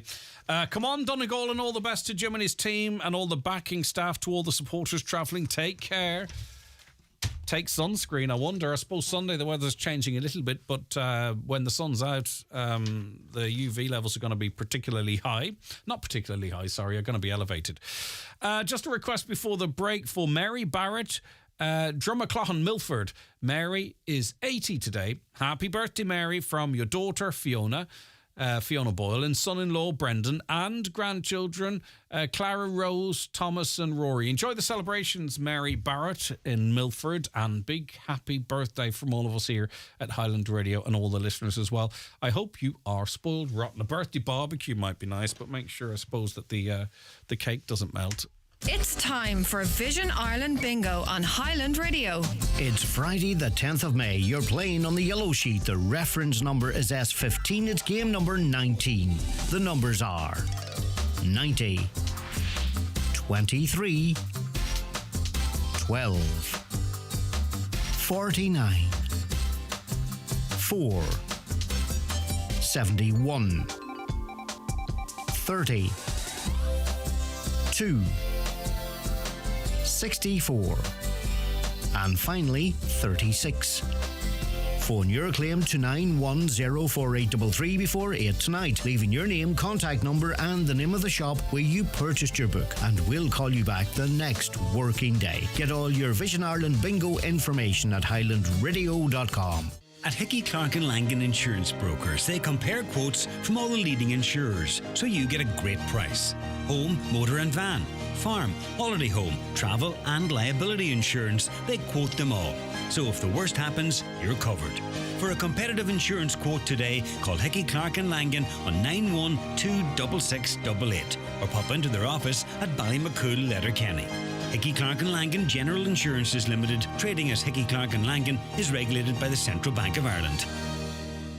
Charge into summer with TUI. Secure your holiday today with savings for families and adults flying from Dublin, Cork and Shannon. Holiday sorted. TUI. Live happy.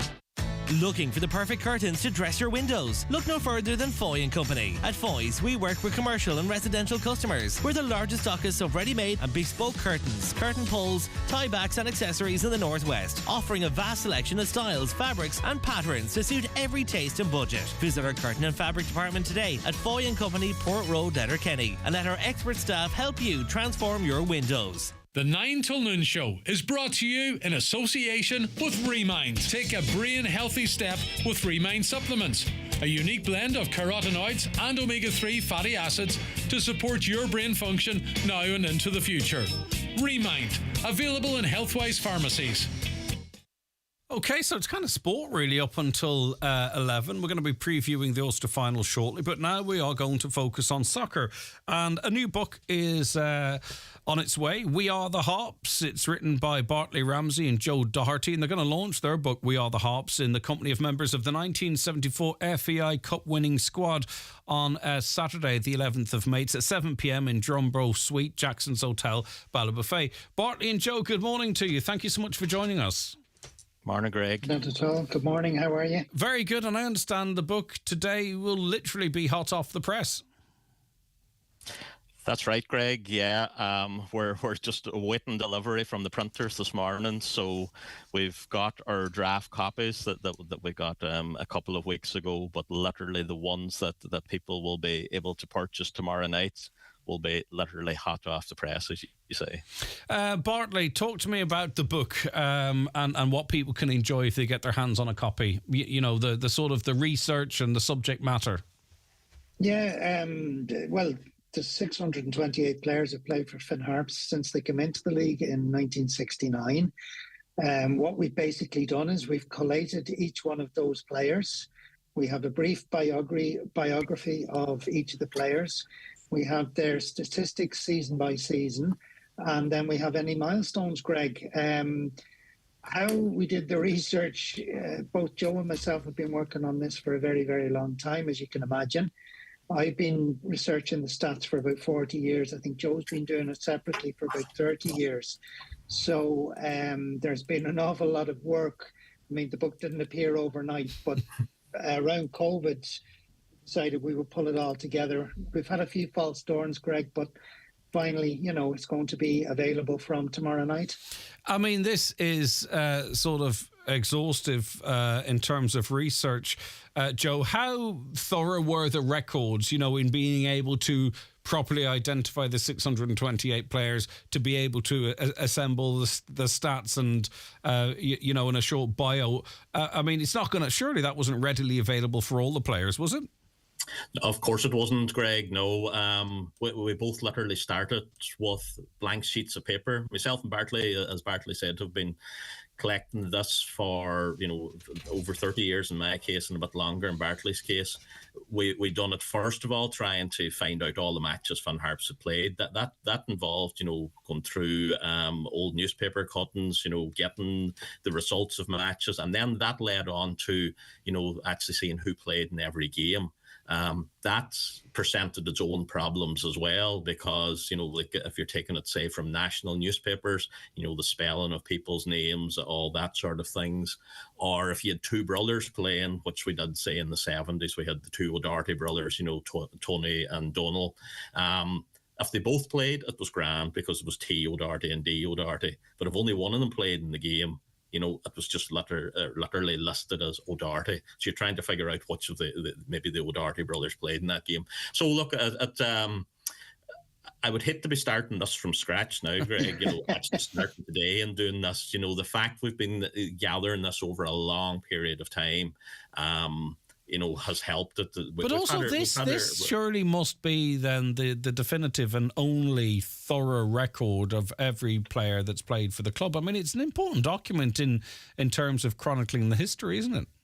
Oh, of course it is, and this is the history of the club, from the players' perspective, so that every single player that's played a competitive game for Harps, all 628 of them, are included in the book. They're all treated in the same way. They've all got their bios and whatnot. The amazing thing out of that, Greg, is 73 of those 628 players have played one game.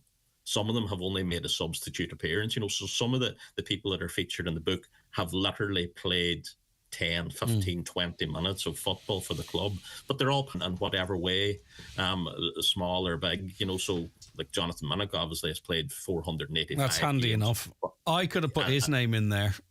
Yeah, and there's names that people will remember, and people know, but it's those people that have only played a handful of games, and it's good for those players as well that they're recognised, and as you say, it's a historical document, that will be there, for a long time. And Bartley, how many, obviously there's going to be some record of something somewhere, be it a newspaper article or a programme that's been dug up or something like that, maybe, I don't know. But did you have to rely on people's memories, lifelong fans, to fill any of the gaps, I wonder? No, not at all. This is actually a statistical work. But like Joe and myself have done this, but we've had an awful lot of help from an awful lot of people. The late Michael Hayes in the FAI, at one stage we were tippy-tapping over and back with him, simply because the FAI had some records. They didn't have complete records. But through him we managed to get, narrow down. It's certainly where Joe's saying, we had brothers, or even worse again, you had, say, a number of Harkins played for Harps in 1984. Kenny Harkin would have been one of them. Oisin Harkin was another. And to even just narrow down who had actually played in the match, we had to pore over match reports. We had to pore over, the FAI records. I can't describe the amount of detail and work we've gone into it. We got things like we date of birth for every single player that's played a competitive match. My favourite story is we had a Czechoslovakian gentleman, Lubos Janato, and I thought, never going to get a date of birth for him. How am I going to do this? And I put it into a historians group, football historians group on Facebook, and somebody came up with a website in Sweden. He's an artist, and I was able to contact them, and I was able to make contact with the man himself and get his, get his date of birth and stuff like that off him. Wow, that's fantastic. That gives a real insight into how to get deep in relation to this. And I suppose that had to come a cut-off point as well. Was that pretty much right where you felt all the data was all up to date to a certain point, Joe? Yeah, like as Bartley said at the start there, Greg, we've had a few false dawns in this. Like we really went to town in this during COVID, when we had, a bit more time and whatnot. So we had planned to get the book out at a couple of different junctures, over the last couple of years. And we've always kind of reached, a stage, where it was May, June, July time. We thought, well, sure, we'll wait to the end of the season and we'll go, at the start of next season. But last year, we played our 2000th competitive match towards the end of the season. So 2000's a nice round number, or we've actually played 2002, up to the end of the season. We'd completed 55 years in senior football, so a nice round number as well. So we made the decision kind of just before Christmas. Myself and Bartley met over a cup of coffee and we said, look, whatever we do now, this is it. Well, come here now. Which one of you is going to admit that you're still keeping tabs? You can't put this much effort in and then stop. Stop. We can continue to do this. Yeah. No, like at the end of every season, we would swap our facts. Like we keep them separately, and then at the end of the season, we'll swap our facts and figures and just make sure that they tally. And if they don't tally, we can identify, which game it is that we're missing, and we go back. We get the newspaper out, or the new FAI Connect app is brilliant for us. And we literally, I tell you, we just don't stop, and we probably never will, Greg, until such a time that that we're no longer able to do it. Yeah, Joe, any particular player or element of sort of gathering the information that jumps out to you, similar to Bartley's story there, or a little quirk that we would be interested in?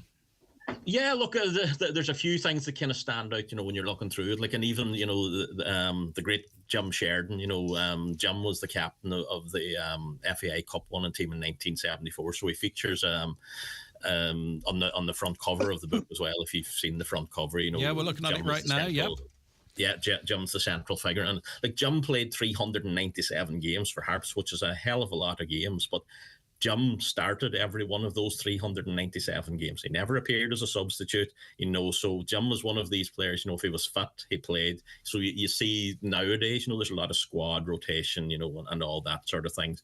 So to have played nearly 400 games and every one of them was as a starter, it's an unbelievable feat. So it is. It's a really interesting point you make when you compare caps or appearances in modern football versus, back in the day where there was a fraction of the games as much as anything else. Right, so you've managed to round up some members of the 1974 FAI Cup winning squad for Saturday's launch, Bartley. Is it open to the general public by invite only, or what's the story? No. Everybody's absolutely welcome, Greg. I mean, the headline guests are the 74 Cup team. I mean, it's 50 years since they won the Cup. It's amazing that we have so many of them still with us. And I reckon there'll be about 8 or 9 of them with us tomorrow night to, number one, launch the book, but number two, also celebrate their achievement 50 years ago. But we're also hoping that a lot of other past players will be along. We've asked one or two, both myself and Joe have asked one or two of what we consider special players. But I do know that an awful lot of the other players, past players, have been in contact, and they will be along as well. Is it fair to ask who your number one player of all time is, Joe? Yeah, look, that's a difficult question to answer as well. It's personal, Greg. though, so you're not offend anyone. It's a personal opinion. Don't worry about that. Look, personally, my favourite, I wasn't lucky enough to see the likes of, Brenton Bradley and Jim Sheridan and those great players, from the 70s playing. But Kevin McHugh would be probably my, favourite that I've seen. He was an unbelievable goal scorer. Only one player's played more games for Harps than him, So while there's been many great players, he's probably the standout player. You cut him in half, and he's Finn Harps. Oh, he is, yeah. Even though he did go to Derry for a while, we'll forgive him for that. Nobody's perfect, Joe. Nobody's perfect. No, exactly. Bartley, who would be your number one player, personally speaking? I find it very hard to answer that question, Greg, because I've done a lot of work with the past players and interviewed them and stuff like that. And I find the high regard that they all have for the club is massive. If I was at a push, it would be Brendan Bradley. I mean, the man's just simply a legend. He's also a gentleman. I'm proud now to actually call him a friend as much as, a past player of Finn Harps.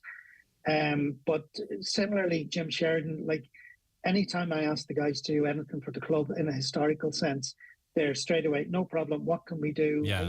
How can we help you?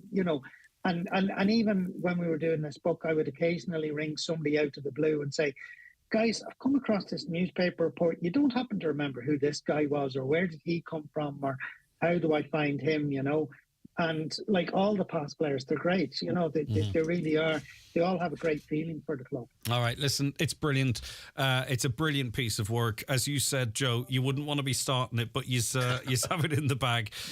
Joe Doherty and Bartley Ramsey, congratulations and good luck with the launch. It's open to the public, folks. The members, quite a number of them, 7 or 8, I think Bartley mentioned, of the 1974 FAI Cup winning squad will be on hand on Saturday at 7 p.m. in the Drumbo Suite at Jackson's Hotel Ballabufay.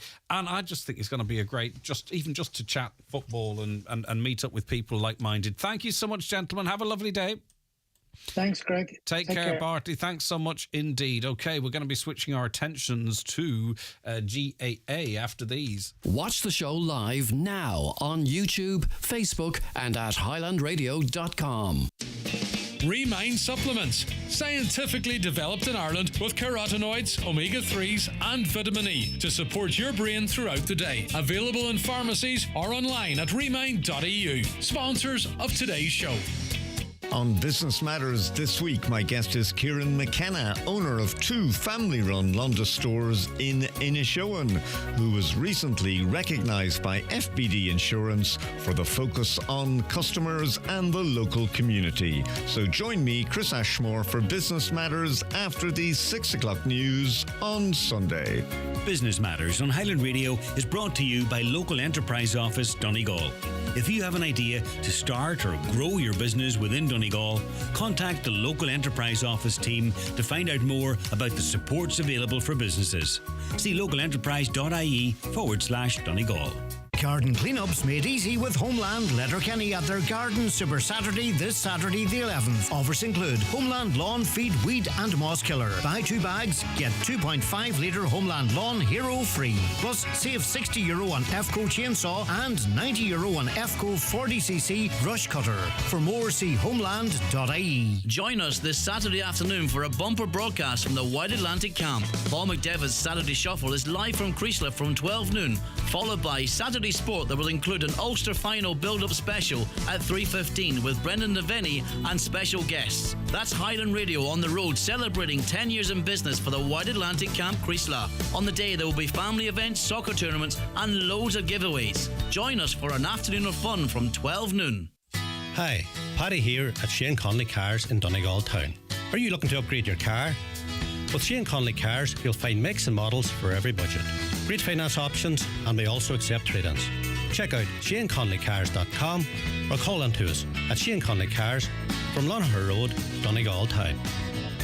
Okay, you're welcome back to the 9 till noon show. Now we're going to talk about the Ulster final on Sunday. It's Donegal. It is Armagh. Martin McHugh is with us to join the conversation. Good morning to you, Martin. Thanks for your time.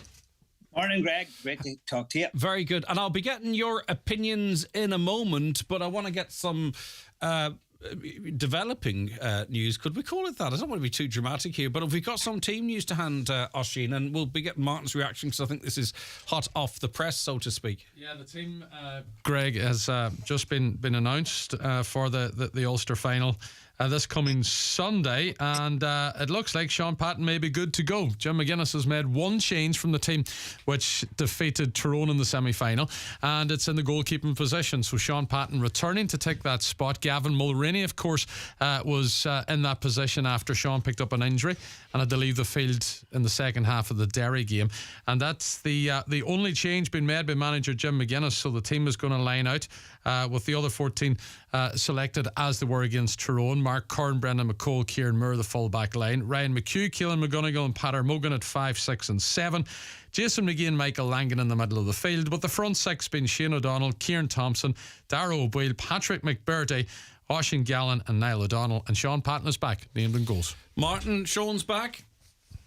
Yeah, Greg, that's great news for Donegal that he's named in goals. Now, he was named in goals for the Tyrone game as well and didn't play, Greg. So always the sceptic. Always the sceptic, Martin. Yeah, they could be, but hopefully, he's fit to go, because if we look at it, where Derry pressed on his kickouts, and we bombed a few of them over the top, and actually their goalkeeper ended up, Greg, coming out the field for the kickouts, and we ended up getting 3-4 goals, probably 3 of them off kickouts. So, and then Tyrone made a decision thinking he was probably going to be in goals, and they didn't press the kickout. They give us the kickout. So, it was a great situation to have with Sean Patton. That option's there, and it does put the pressure on the opposition and everything else, and his experience he has in goals. But and I think too, when you're sort of saying to yourself is, well, he's named, Armagh will be looking at that and saying, well, he is named, but will he be there either? We just don't know in the lead up to a game if there's a bit of mind games, a bit of tactical play going on as well. Yeah, well, they definitely probably. I don't think either team will name as selected. You expect that's what normally happens. You'd be surprised if that's what did happen. But Gavin Mulroney was very, very good the last. He did really, really well. In fairness, to be thrown into the deep end and everything else. We only had one game maybe in the National League, one game in the league against Cork, the first game. So he's done really well as a debutant, and it's great to have him there, and his ability to bomb ball as well, because he was on the field when we scored the last goal the last day. So it's good to have 2 good goalkeepers. But the experience of Sean Patton and everything else makes a difference. And teams are afraid of the likes of Niall Morgan, Sean Patton, Rory Begg, and these goalkeepers, Greg, they can kick over a press, which is a big thing to have nowadays, because teams sometimes do have a high press. Yeah, Greg McCabe was named for Armagh last night, Martin, and Jarlath O'Byrne drops to the bench. Is that sort of a situation which may be reversed come game time on Sunday? It's hard to know. A lot of Armagh people are very happy that he's named on the team. They feel that maybe he's going to be there as a hard worker, and he could be given a job of picking up one of the Donegal defenders to mark or someone like that. So they seem to be happy enough, and they've got a lot of big men and everything else. Suppose the big one, Oisin and Greg, is Rian O'Neill, where he's positioned in the middle of the field, and how Donegal deal with him. We normally, Brendan McCall has picked him up when he's at full forward. Will Brendan McCall go to midfield to mark him, or will just Michael Langan pick him up? That's going to be a big battle, because they feel that they've allowed them to leave 3 big men in the full forward lane, so they're going to bombard high ball and on top of Donegal. I expect that. That's what they do, and they do it early on. I was listening to Stephen McDonald on a podcast there just on my way back from Dublin yesterday, and he passed a comment that the important thing with Donegal, that we always found, he said, we play in the past, is get ahead of them early on. So I expect Armagh to come out of the blocks. Now, the one thing I'll say, Greg, about Armagh, there's a serious hunger in them. They're going to take a serious crowd to the game and everything else, and that has to be worth a couple of points and everything else. So if we can deaden that early on, I think that'll be important from a Donegal point of view. Yeah, Oisin, obviously games aren't played on paper, but on paper, if you were to look at the run into this, Donegal would be favourites, and I think fans would be heading up there with the expectation that Jim's going to deliver an Ulster title. Well, Jim, as I say, games aren't played on paper. Games aren't played, and you can even see in the bookies that Donegal are hot favourites for this, so they are, Greg, which and I would agree with Martin, we're going to expect a really, really tight game here, and I think it's anyone's game come Sunday, and it's the start to this match is going to be crucial, so it is. But from a Donegal point of view, yes, there's a fantastic buzz about them at the moment, and when you actually reflect now on where we were 12 months ago, Donegal have basically come full circle here, and we find ourselves in an Ulster final, and you've Jim McGuinness at the helm, and Jimmy's back winning matches with Donegal, and there's a group of players that basically will go through a wall for this man, it seems to be, and that was very evident in the performances that they had against Derry and Tyrone, and we're running on a real high at the minute. So we are, and yes, some will say that Donegal will be confident of taking this Ulster title, but it's going to be a very, very tight affair. Is it? If you go back to last year, this is where Donegal is now. You go back to where Armagh was last year. They lost Ulster on a penalty shootout. That's not going to be sitting very well with them. They were put out of the championship by Monaghan on a penalty shootout. I still think Armagh haven't played their best football yet. I'm hoping it's not going to be Sunday. But even if they do play their best football on Sunday, I think Donegal have enough and the artillery there to deal with it. But there's a lot of factors that's going to come into play. The weather conditions may have a bearing on it. Some reports are suggesting that there could be torrential rain, there could be thunder and lightning come that time in Clonus on Sunday as well. But we just have to wait and see. Anything can happen on a final, and the slightest anything, even from a sending off can have a huge can have a huge bearing on a game. Of course it can, Martin. It's about managing the game plan. One thing about Donegal is Jim McGuinness will have a game plan. There's no doubt about it. Is there another trick for him in the book that's going to be different from what we've seen already? I expect there will be, and it's about how you manage that game plan. And if Donegal manage the game plan to the way they want it, they're going to be in with a shout here. Martin, from an armchair fan's perspective, we seem strong, we seemed determined, we seem fit. We seem to be able to adapt in game. We seem to be able to switch it up. There seems to be a great communication from the sideline to the pitch, and the players know what to do. We seem to be strong in all quarters, that we can kick on, that we can chase a lead, that we can hold a lead, that we can grind out a tight victory as well. That's what it feels like at the moment. That's what it feels like that Jim McGuinness has managed to deliver over the last year. Yeah, you're exactly right there, Greg. If you look at the Derry game, we led. At a stage, Derry took it back to, I think, 4 points at a stage. But we still looked very comfortable on what we were doing, and we knew what we were about against Derry. Then against Tyrone was completely different. We were 3 points down, halfway through the second half. And Donegal teams in the past, 3 points down against Tyrone halfway through the second half would have lost that match. So, even to get the score at the very, very end, to get the draw of the match and everything else. So, yeah, definitely they're mentally very strong. I mean, we know Jim has done that with them, and as Oisin has said, they'll do anything for him and play for him. So it's a great situation we're in. I feel that looking at it and looking to the future is great, and we have a lot of talent there. And you've Conor O'Donnell and Owen Van Galler who haven't played any championship football this year at all. So if they get them two back fit or them two on the field, and that's going to make a big difference, because we did look the last day, against Tyrone, we took players on and off and that there. So we just need to get a squad together. I don't know what will happen this year, Greg, but I'd be very excited about next year when get another year in the vet, because we're making up for time. And I think it was Michael Murphy said Armagh are 10 years in the plan and we are 1 in the plan, and so it does make a difference. But it could come down to different things on Sunday. But it's a great situation. Armagh really had the easier side of the draw getting there. Sometimes that team, they do won finals when they get in the easier way, where Donegal have beaten probably two of the favourites, two of the big top 6-7 in the country, in Derry and Tyrone. So can we get that level again? I think the extra week rest is going to make a big difference for Donegal and everything else. But it's a great place to be. There's a great buzz in the county.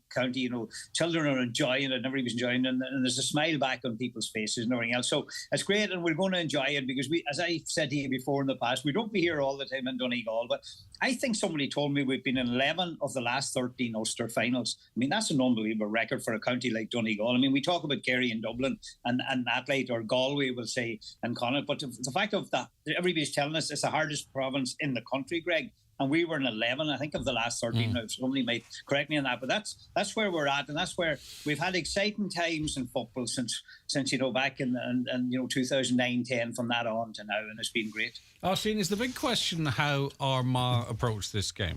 Just listening to what Martin said, of course the big question, how is Armagh going to approach this game? Because I think there's a lot more. Donegal versus Tyrone, what do they do? Well, there's a lot more pressure, first of all, I believe on Armagh this year, because they have to win an Ulster title. As Martin said and Michael Murphy said, they're in this process a long time. So they are. Normally in that sort of cycle, when you start things off and you want to win a provincial title, it takes a couple of years. They're at it 10 years since Kieran McGeeney was there. So there's more pressure now going on to them going into this game. And I also feel that with Donegal having taken 2 big victories, I think this time around, Martin says when you win easier games, you go on to win finals. But the momentum that Donegal are taking into the match, having taken the scalps of 2 big names, Derry and Tyrone, and at the same time, even though they're favourites, there's less pressure on this Donegal team, which is a sort of dynamic that you don't see very often. You've beat big teams, you are the favourites, but there's not as much pressure, because Armagh supporters are now demanding something. Comes from Kieran McGeeney and his players this time around, because again, it's back to the point, they're 10 years into the process. They came very, very close last year. Was that the year that they should have done it? Some might say it was. We'll wait to see what they bring to the table this time around. And I think that sort of dynamic of having beat big teams and not having the same pressure that Armagh have will be enough for Donegal to get over the line at the weekend. Not looking past the Ulster final, Martin, but just generally sort of the way it plays out. Donegal, win or lose, will have 3 tough games. Then they face another set of tough opponents in the round robin section. There are other big teams, other top 8 teams, top 4 teams that really won't face a challenge until they get really deep into this competition. Is that advantageous for Ulster teams, or more specifically Donegal, or does that favour the likes of Dublin? Well, I think when you look at it, Greg, I mean, that's why, suppose you feel at the minute that neither Donegal or Armagh won the All-Ireland.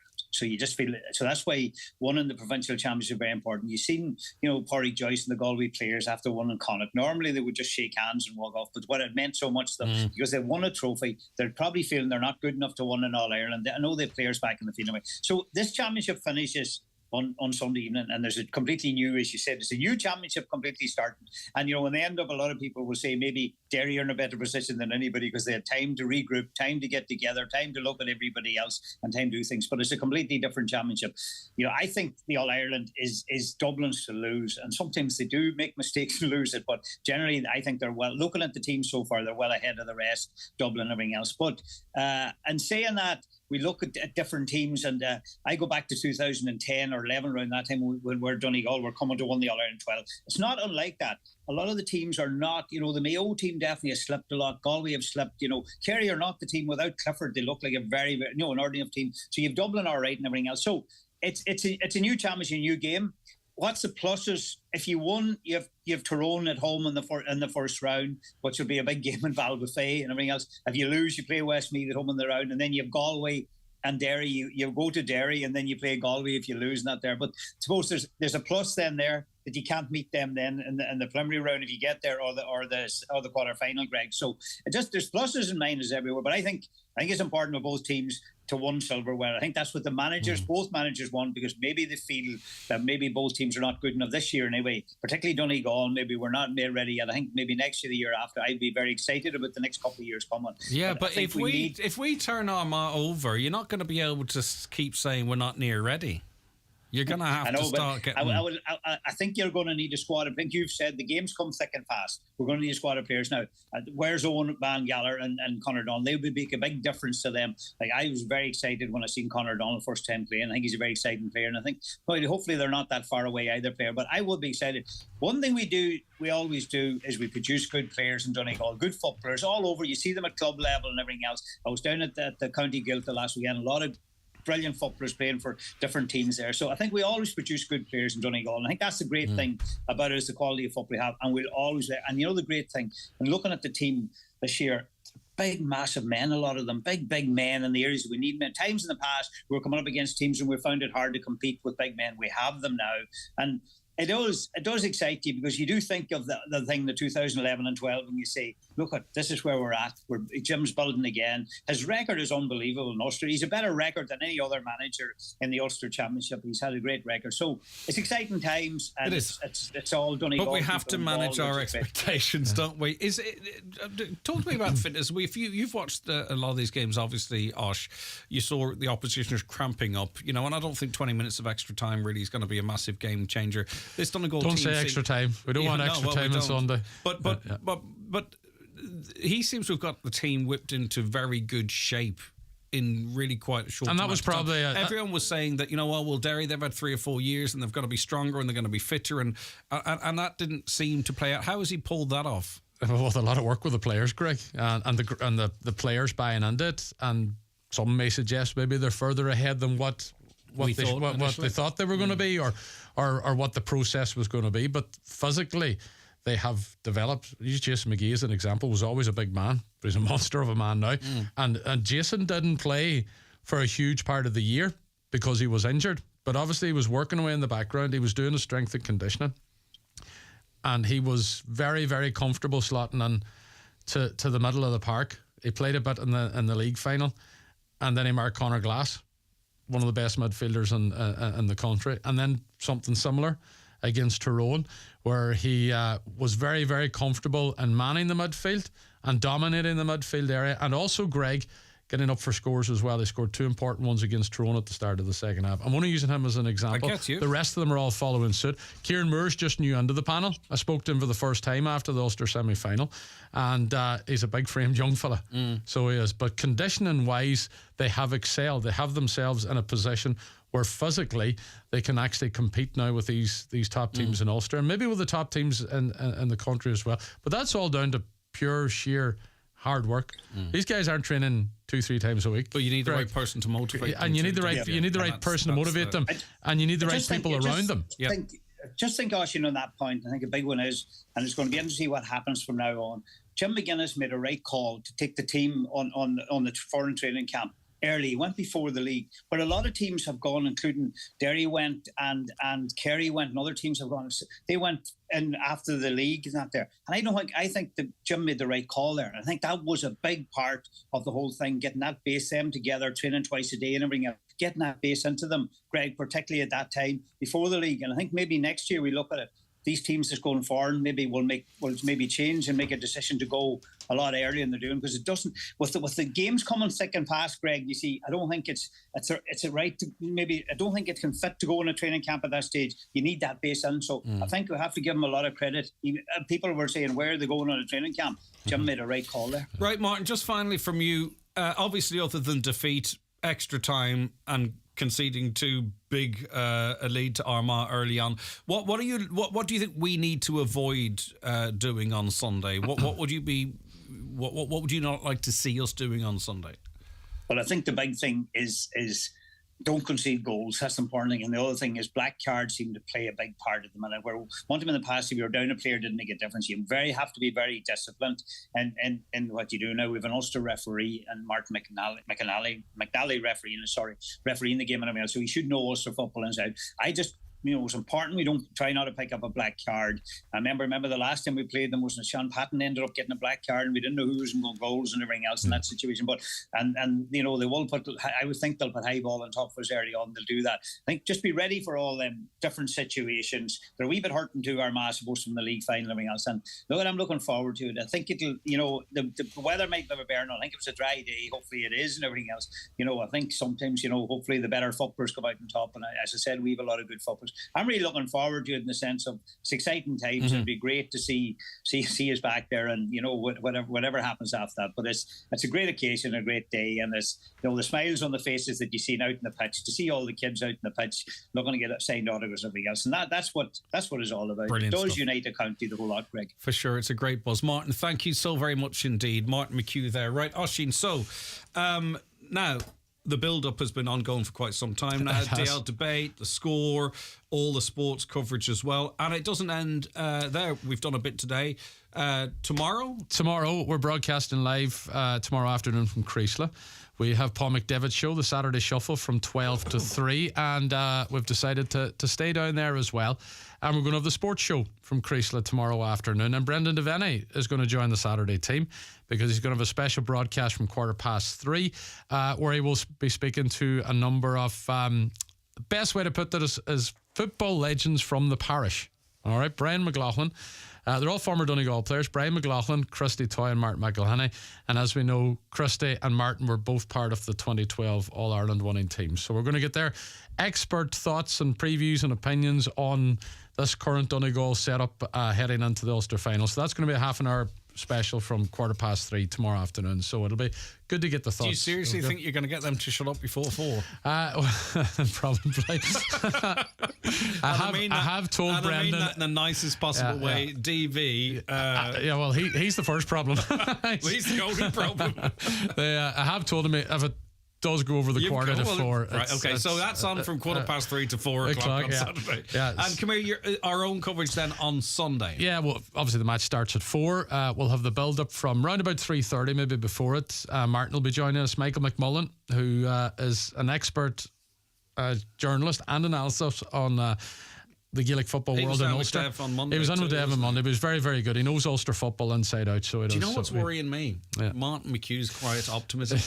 It really is. I was fully confident, but now he's starting to feel a bit confident. But that's what he does. That's what he does. That's what he's paid to do, Greg. He's paid to drop them wee things in. And then Brendan will obviously be joining us in commentary as well. So fingers crossed over the course of the couple of hours it pans out for Donegal. Just a couple of other wee notes, Greg, before we finish up. Yeah, and we go go ahead, for breaking news.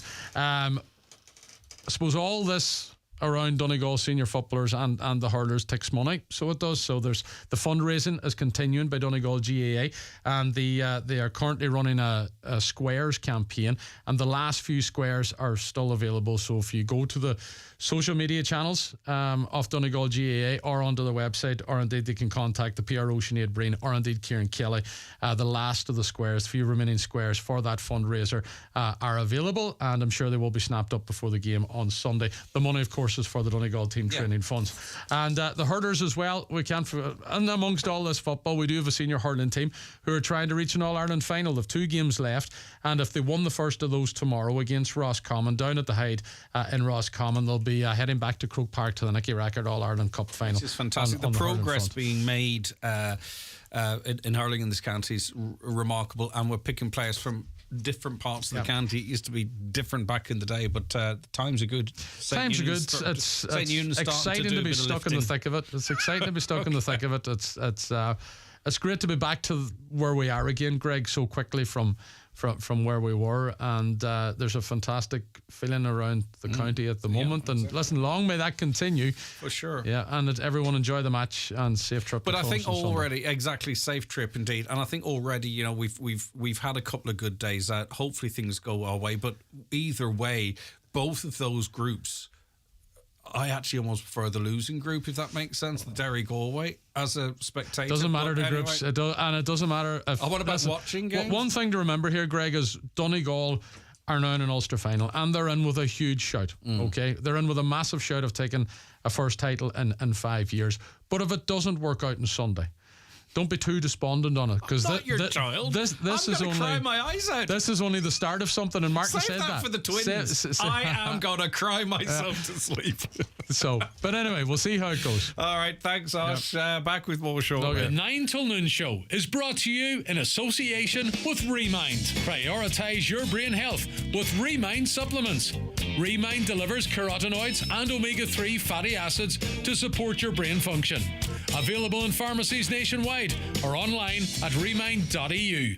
TB levels hit 10-year high. For more in your Irish Farmers Journal, it's Paul Mooney. Our analysis shows that despite increased department spending, TB levels continue to soar. Last-minute rush to complete farm payment applications? Can Western farmers get more cap money from convergence? Call for common sense and fertiliser penalties? Find out how much of the beef kill comes from feedlots. Live export ship turned away from Ireland? And we look at why almost half of septic tanks fail inspections. All inside the Irish Farmers Journal, on sale now. Uno, dos, tres. A hain, a doa, 3. 1, 2, 3. The Arona, the Ateca and the Tarraco. 3 great SUVs from Seat. And when you order now, you can enjoy 3 years free tyre insurance and 3 years roadside assistance, plus 3 flexible payment options to purchase your new Seat. Visit seat.ie to discover even more of our fantastic offers. Great things come in 3s at DMG Motors, Donegal Town. And while I have 3 seconds, allow me to say that yes, terms and conditions apply. If you know the beauty and skincare product that suits you best, you'll find them at McGee's Chemist Letterkenny. From moisturisers, cleansers and toners to day creams and night creams, McGee's have the top brands you know and love, like Lancôme, Clarins and La Roche-Posay. Also Elizabeth Arden, Vichy, Nukes and many more. All at McGee's Chemist, Main Street, Letterkenny, and online at mcgees.ie, where the best costs less. At CS Architectural Salvage, you'll find made-to-measure traditional cast-iron radiators, exterior garden ornaments, original Belfast brick, decorative brick, granite cobbles, quarry tiles, natural stone flag, railway sleepers and much more. Log on to csarchitecturalsalvage.com. Highland Radio weather updates with McElhinney's. Support local at McElhinney's. With 53 years experience in fashion, beauty and home, we're here for you. Plus, enjoy M-Card rewards when you shop in-store at McElhinney's Ballybuffet. Okay, it's going to be the warmest day of the year, we're being told today. Clear and warm. A dry day with good sunny spells. Highest temperatures of 20 to 21 degrees with light to moderate southerly breezes.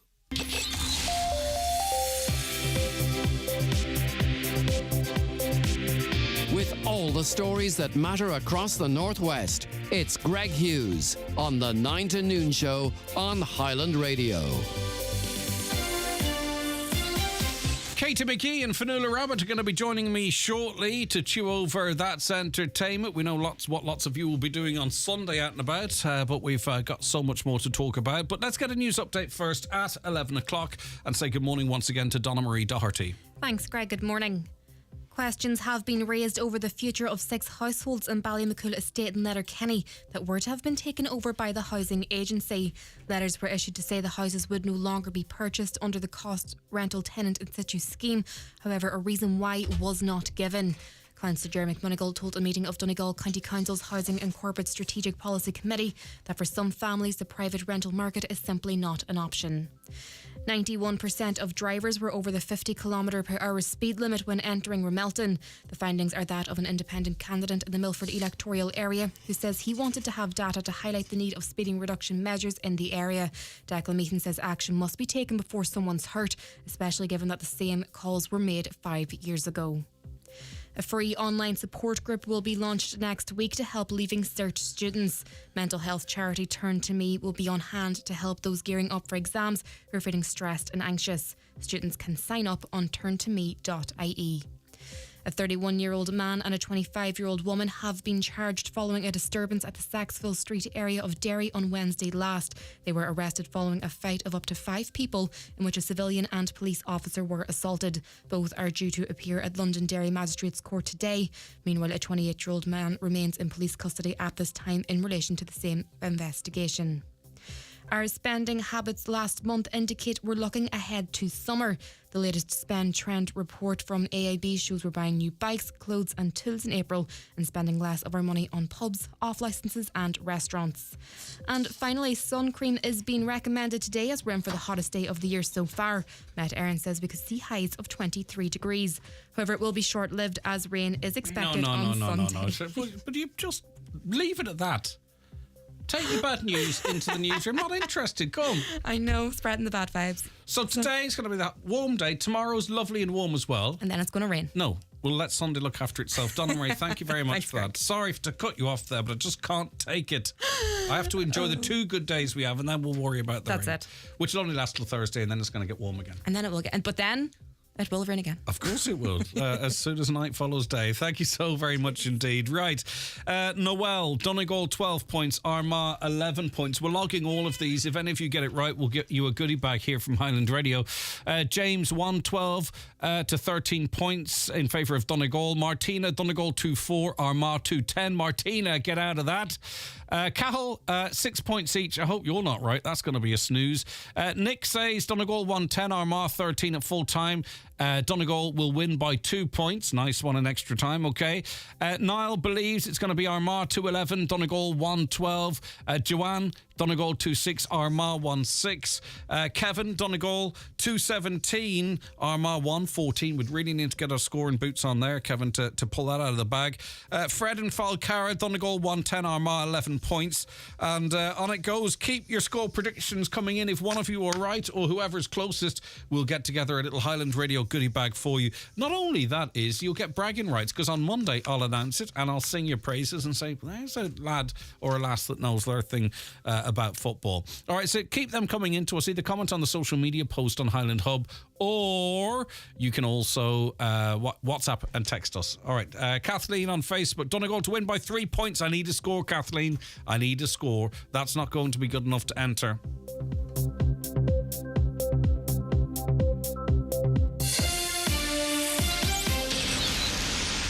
The 9 till Noon Show is brought to you in association with Remind. Take a brain-healthy step with Remind supplements. A unique blend of carotenoids and omega-3 fatty acids to support your brain function now and into the future. Remind. Available in Healthwise pharmacies. At Holland & Barrett, we believe it's time to change the way we think about our hormones. We've heard for too long, you're hormonal, but that's normal. Let's learn how to work together with our hormones so we're united in our quiet days, high days, what's happening to me days, the wonders of life days. Because when we understand our rhythm, we can own every day of the month. Find personalised solutions to support your hormone health. Now on 3 for 2 at Holland and Barrett. Offer ends 14th of May, subject to availability. Add a bit of sunshine to your home with Easy Living Furniture's Garden Furniture Sale. With stunning dining sets, cracking egg chairs and relaxing sun loungers that are in stock and ready for delivery, there really is something for everyone. And with an extra 10% off sale prices and free delivery over $399, now really is the time to let your garden shine. Garden sale now on. Visit Easy Living Furniture, Crescent Link Retail Park, Derry, or shop online at easylivingfurniture.co.uk. Refresh your shoe wardrobe with the latest arrivals from Green Shoes, bringing you the latest styles from top brands such as Riker, Birkenstock and Wonders. Also, New Balance, Bugatti, XTI and many more. Step into style this season with Green Shoes, Market Square, Letterkenny Shopping Centre and Fulcara, or at greenshoes.com. One for all and Shop LK cards accepted. GiveBlood.ie know we can count on you, our community of blood donors, to be there for others in their hour of need. Blood donors from Ballyshannon should attend the clinic in Colchester Columkill in Ballyshannon on Monday 13th of May. Donors from Killybegs should attend the clinic in the Tara Hotel on Tuesday 14th, and donors from Donegal Town should attend the clinic in the Abbey Hotel on Wednesday 15th and Thursday 16th. Making an appointment is recommended, so call 1-800-731-137 or visit our website to book your time. New donors are vital. Visit giveblood.ie to check eligibility and clinic details, because we count on you. If you're aged 80 or over or have a weak immune system, it's time to get your COVID-19 Spring Booster vaccine. Your Spring Booster will top up your immunity against COVID-19 and help protect you from serious illness for the months ahead. It's recommended you get your booster before the end of May. Talk to a participating GP or pharmacist today, or call our HSC Live team on 1800 700 700. Visit hsc.ie for more information. From the HSC. Remind supplements, scientifically developed in Ireland with carotenoids, omega-3s and vitamin E to support your brain throughout the day. Available in pharmacies or online at remind.eu. Sponsors of today's show.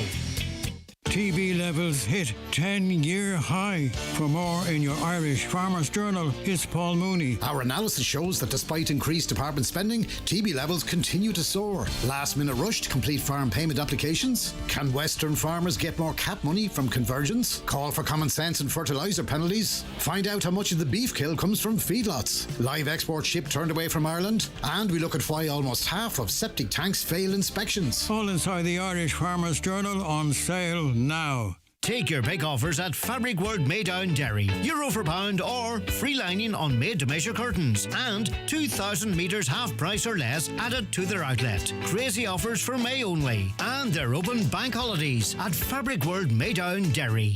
Looking for that Hoka experience? Try the new range at bmcsports.ie. New Arahi 7, Clifton 9 or the Eversoft Bondi 8. Step into our safe size experience so you can fit the best trainer for your foot. Let us make your trainer experience the best it can be. Brian McCormick Sports, Main Street, Letterkenny. Go full Lidl for exclusive Lidl Plus Super Savers. Sear Board B approved Irish strip loin steak was $3.99, now $3.19. Add in Irish mushrooms, 50% off, now just 59 cents. And New Zealand Sauvignon Blanc was $10.99, now $8.99. Scan the Lidl Plus app and go full Lidl today. Get the facts for Drinkaware, visit drinkaware.ie. Right now at Alcorns, all the plants grown with love right here are leaving to bring joy to gardeners everywhere. Alcorns are offering some of the best value around with perennials like lupin and hollyhock, 3 for €20. There's big 5-litre geraniums, 2 for €20, and a super selection of bedding at 2020 prices, only at Alcorns.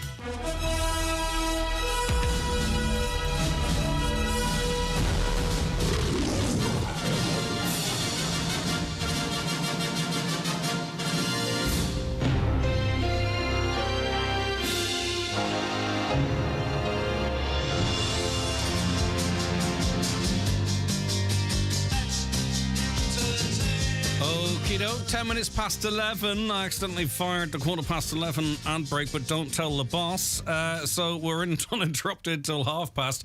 Okay, we have in studio with us Katie McGee. Good morning, Katie. Good morning to you. And we also have Fionnuala Rabbit back with us again, of course. Fionnuala, thank you so very much indeed. Good to be back. Because the other jock, Michael, must be doing something. He can't make it. I don't know. And did he get a life and didn't tell us about it? And we're kind of annoyed. No, that's not allowed. You're not allowed to get a life. Madness. You're kind of were in a little bit. We were talking off air in a same position as me in that you watched a lot of the snooker over the 13 days. I know. Well, to be honest, I watched none of it over the 14 days. It was like just watched the finals. Just the last kind of 2 days. Every time I turned around, it was on. So, and then I watched the final, which was more exciting than I thought because somebody was explaining the rules to me as we went along. It was very good. I did watch the Welsh guy to win though because it's the Welsh accent. I like it. Yes. Then the crying and the kids afterwards. It was emotional. You like that? Yes. Good. I love it. Well, I just thought, you know, the way years ago, because obviously the only people that I recognise in it were all the people that were doing the presenting and the commentating afterwards was all the guys with the big glasses and the Steve, whatever his name Hendry, was. is it? You got Stephen Hendry, Dennis Taylor, John Parrott. They're the guys you see all there doing the chatting now because they're, I suppose, on the senior. Is there a senior darts circuit? Or there is a senior snooker circuit. Yeah, Karen Wilson won out in the end. Obviously, lovely family man too as well. I didn't mind who won that game. Actually, I didn't. You know, there's a nice story behind either of them. Karen Wilson was in a final during lockdown when there was no audience. He lost that, right? So it's nice that he got his moment. Well, he lost 2 or something they were saying in the thing. Right, I don't know. I know he was definitely one of the finals lockdown finals, but anyway, he won out in the end. No, it was lovely, and he meant he had his family out and he had the whole thing, and it was, I mean, in fairness, they were all his crying. wee son and his wee they were adorable, outfit. And the little fella saying how he still wasn't his favourite player. That's right, yeah, Ronaldo. Ronaldo was his favourite player. Yeah, no, so I was in the same boat. I watched quite a bit of it where I could. I'm sorry to say Baby Reindeer, right? Have to. Because it's all over Netflix. The Real Martha last night was on with Piers Morgan. Piers Uncensored. Couldn't. Did you watch it? I saw a moment of it this morning. You have to watch it all. It's all on YouTube. Yeah. When we Highland Radio go off air, we never go off air. All right, well, let's see. Do it through David's show. Joke. 50 minutes of the woman who claims to be not Martha, but as the interview wears on, becomes Martha. It's remarkable. I don't know what she was hoping to achieve through that interview, but if you enjoyed Baby Reindeer and you want to meet the real Martha, who claims that it's all a setup, she never did anything that was claimed in the documentary, you really need to watch. And I thought Pierce did a good job in it. I know he's a bit divisive character. I don't really watch enough of him to know. I don't. Anyway, I just wasn't sure whether it was. To be honest, the reason why I didn't watch it was because. Is it right? Exploitative? Yes. No, I don't think so. Well, I mean, and I haven't watched it. It was more just my thinking. I mean, obviously, you know, this woman did a terrible thing to that man, but she's obviously ill. Yes, but she says she didn't to it. Well, you see, I get where you're coming from, but if someone says, right, it's not true, I'm of perfectly sound mind, and my voice needs to be heard editorially, well, I suppose it's hard to sort of go, well, we believe actually that you aren't in 100%. You know what I mean? Yes. So there's no. She was arrested for it though and charged. Well, she wasn't. You see, she says she wasn't. Oh, I thought. But she also, was. It's just really interesting to watch it unravel. She says she never 41,000 emails. She says I never sent 41,000 emails, but if I did, I didn't do the serious stuff. And he's like, well, why are you clarifying? She says, oh no, I didn't do it. She says, I've got a photographic memory. What qualification did you get at the bar? Oh, I can't remember off the top of my head. She claimed that she didn't know that the comedian had been sexually assaulted. She says, I only heard about this when I opened up BBC Breaking News. She mentions BBC Breaking News an awful lot.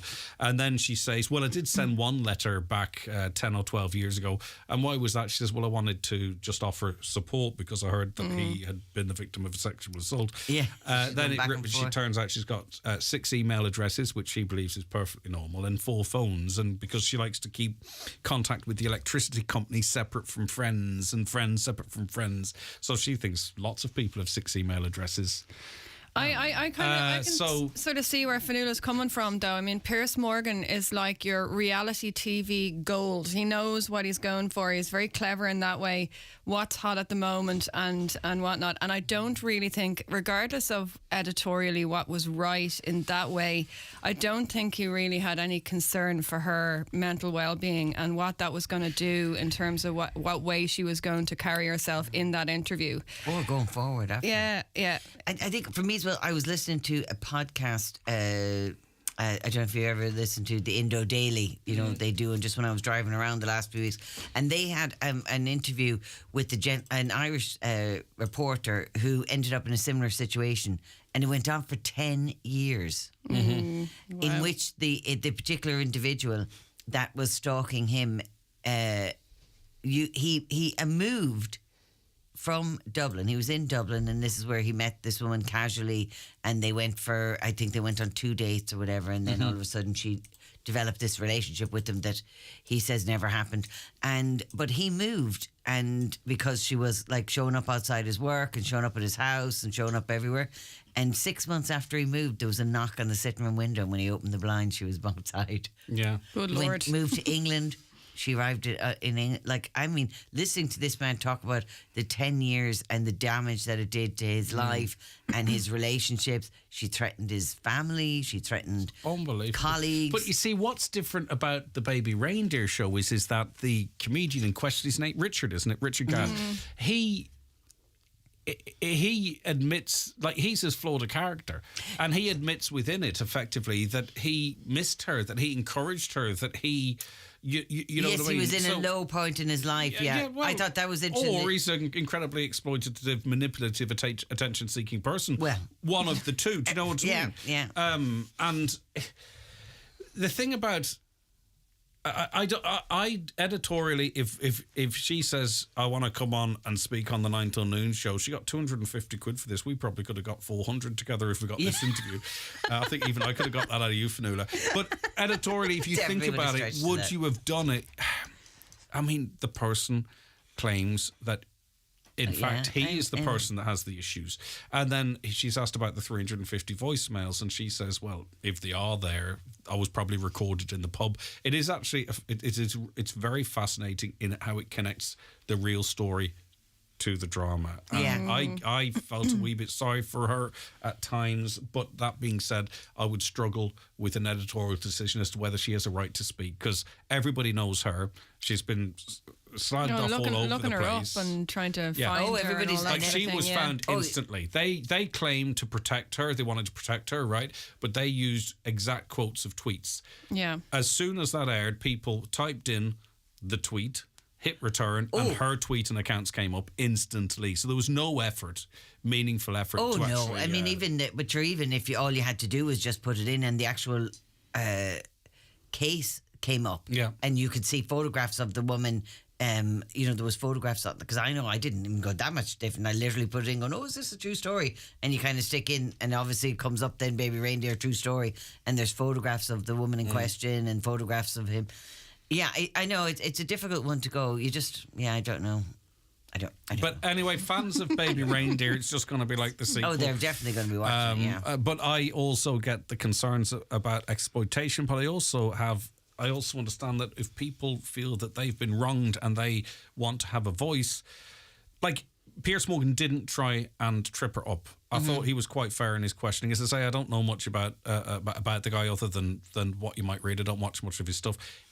It was herself who probably made a mess of it. I think he was relatively reasonably fair. This will be the next Netflix program, like the Prince Andrew thing. Oh, go on and on and on. Right, if you watch that, if you have any interest in that, please let us know. 086 60 25,000 or 086 60 25,000. That's the WhatsApp or text. You can give us a call on 074 91 25,000. Now, Fionnuala says because she had things to do, the snooker was on, she didn't really get to watch much TV, and that was reflected in the list, which includes 15 items. If this is a barn patch, that kind of sounded like something you might see in a school report. But I know you've dug deep into the archives for some of this. Some of these are here, that I've been watching for a while. Right, let me see. Oh, So The Regime, Kate Winslet jumps out at me. That's on Sky. What's this about? I haven't heard anything about it. It's been on for the last few weeks now. Okay. So it's an hour-long show. It's done with Kate Winslet. It's her new thing that she came out. Do you remember we watched her in The Mayor of Easttown and that kind of thing? She's been doing a couple of Sky shows. She's a bit more glam in this, I think. She's moved into this. To be honest, she isn't. Because basically what she's playing in this is like a little bit of a kind of a Putin-esque type of a character. Okay. So she is the leader of a country which is kind of suggested that it's a bit Middle East, sort of Eastern European, but nothing kind of about it. Lives in this massive big castle kind of thing. Seems to have inherited it from the father. So she's got the father lying in state with his body. What do you call it when they... Reposing? Though? Yeah, no, you know the way they put the stuff in order to so that the bodies doesn't Embalmment? decay. Thank you. Okay. Oh my God, my head is an ornament. It's fine. Go ahead. So anyways, they has the body. The body is decaying all the time, and as it's decaying, she's losing her mind. So it really is about how she kind of spirals down into this suddenly dictatorship. She's supposed to be this nice, genial. Then this one guy gets a hold of her, who is like her bodyguard and security guard, and it just really goes into sheer lunacy. And about how she takes over, and she wants to take over America and throws America out of the country and all this kind of thing. So it's actually what's entertaining about it is there's some amazing other actors in it. And they just show up kind of doing cameos and different things like that, and they're really good in it. Her, I don't know. She's like talking out the side of her mouth and all this kind of thing. It's like as if she's trying to be a little bit... you just find her a bit mentally unstable, which is kind of the character in it, but she portrays it in a certain way. But it's annoying in how she's trying to do it. Yeah, it's getting very mixed reviews now, I have to say, and it is nearly finished. And you can watch the whole lot. It was on week by week, but you could watch the whole lot on Sky, as you always can. So I kind of got about halfway through it, and then I was like, oh, this is a lot. I just, there was more things I could be doing with my time, and I didn't actually manage to finish it. Well, I keep saying proper order. Every week I keep saying I'm going to go back to it, and then I don't manage to get back to it. I had the similar thing with a program on Apple TV about the murder of Abraham Lincoln. Oh, and I watched an episode and a half of it, and I was like, it's okay, but I might go outside. Yeah. You know? I saw that one, and there's good. There's some good actors in it, and that kind of thing. But there's no fingerprints. There's no DNA.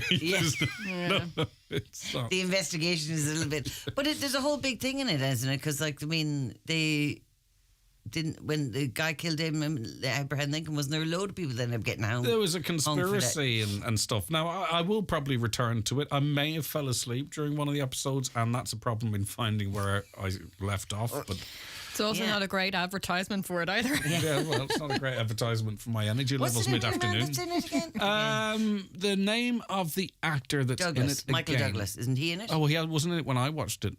Oh, I thought he's the prosecutor in it. Right, I didn't get that far. This is I'm at the point whereby they're sort of unraveling the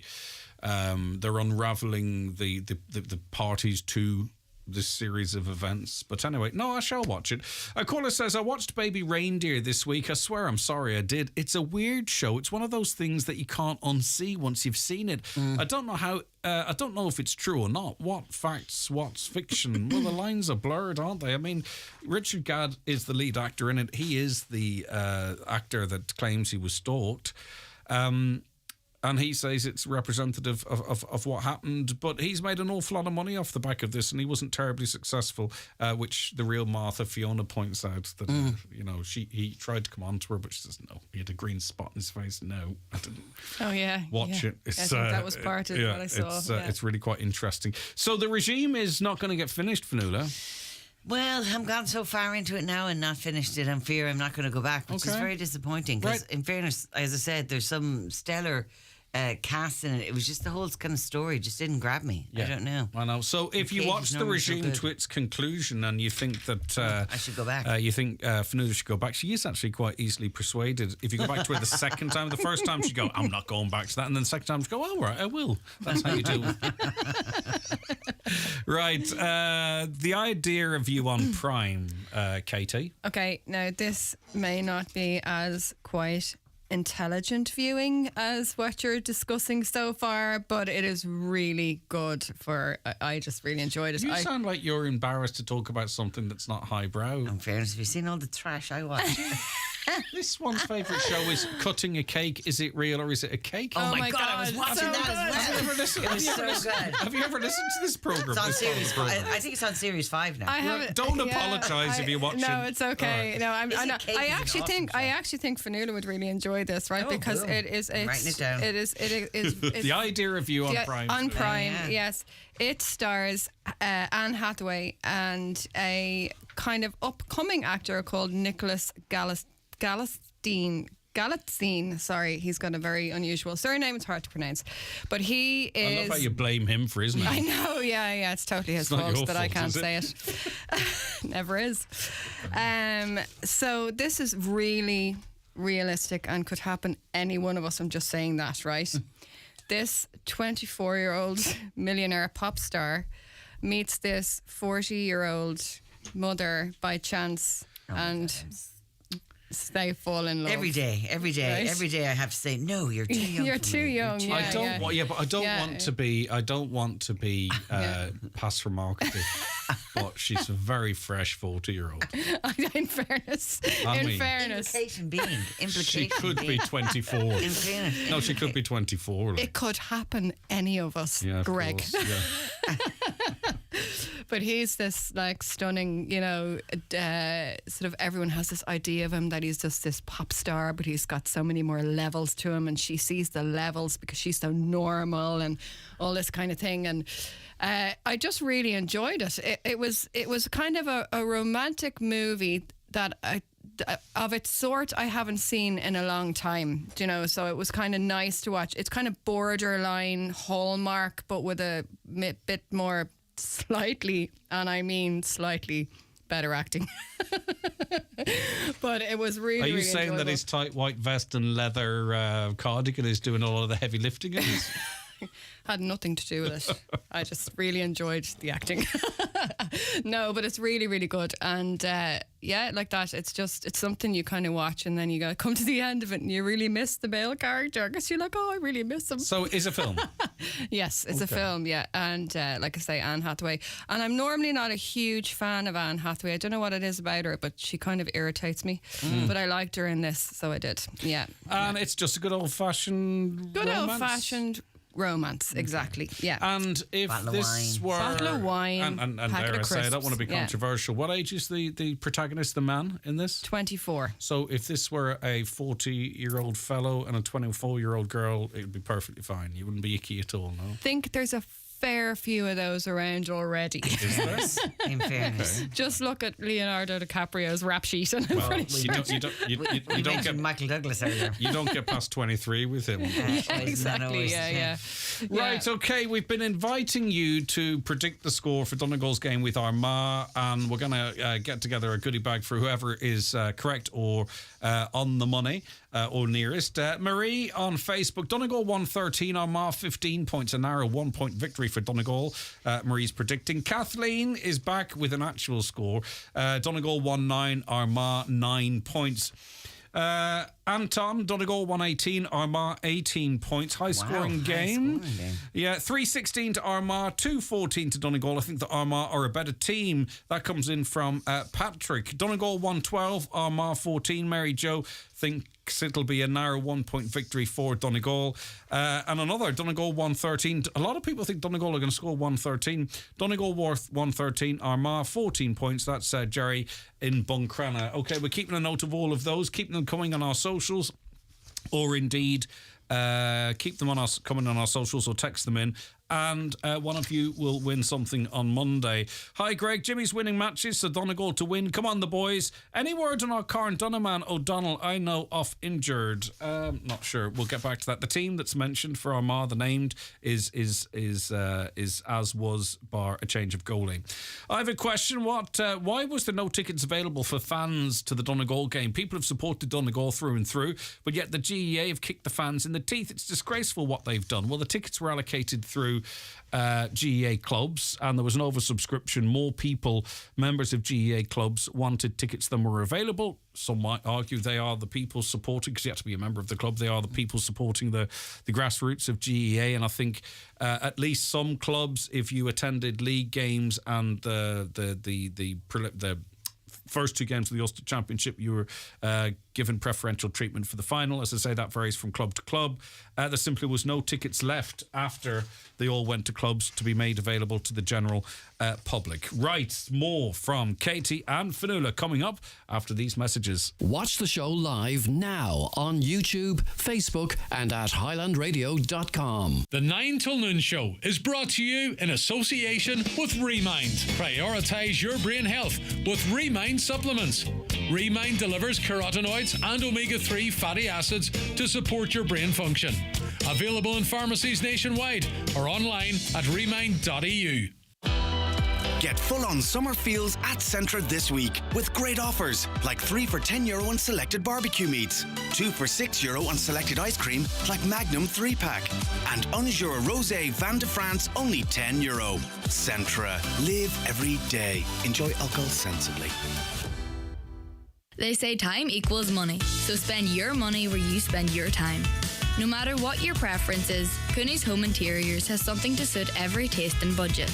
With our extensive range of home furnishing to fit every room and style, from mattresses and beds to rugs, mirrors and suites of furniture. Visit us in-store today and see for yourself what Cooney's have to offer, and let us help you make your dream home a reality. Cooney's Home Interiors, Letterkenny Retail Park. Huge range, great prices. The hall, the haunted attic, that bit under the stairs where the spiders live, the drawing room, the paint me like one of your French ladies room, the room formerly known as Prince. Get Wi-Fi signal in every part of your home with the Virgin Media Wi-Fi guarantee. Virgin Media, it's playtime. Subject to availability, the Wi-Fi guarantee service can be added for €5 extra a month and a minimum speed of 30 megabytes in every room using our smart Wi-Fi pods. Terms and conditions apply. See virginmedia.ie. Join David James and the Jive Time Show from the Cobe Dunlow this Friday for Flacall, Dunanal and Clohanlia. A musical celebration from the 10th till the 12th of May. Experience live music and dance sessions all weekend. Check out their socials at Flacall ACL for a full list of events. Flacall, Dunanal. Biggie Ling. Okay, Fionnuala, what should we talk about next from your list? Because we've done a one, so maybe something that you really enjoyed. Well, God, it's so hard. I'm not really enjoying anything at the moment. But I just started watching Bodkin, which just landed on Netflix. It landed, I think it was yesterday. Okay. Or the day before. I was really looking forward to it because Will Forte's in it, and there's a few other really good character actors that you'd know from other things that you've seen. And basically what it is about is a podcast. You know, we've seen these in other things where they've gone to other countries and they're developing a podcast, and they kind of go to a place and they're trying to do the podcast and find out about a mystery. This is actually set in Ireland. So they've come to Ireland in order to work out about this mystery. So I just started watching it. There's 7 episodes. They're all about like 54 minutes or so long. Okay. It's based on a small town. They mentioned Skibbereen, so it's in the Cork region, but not specific. You know yourself. And apparently, 20 years ago, 3 people went missing at Sound.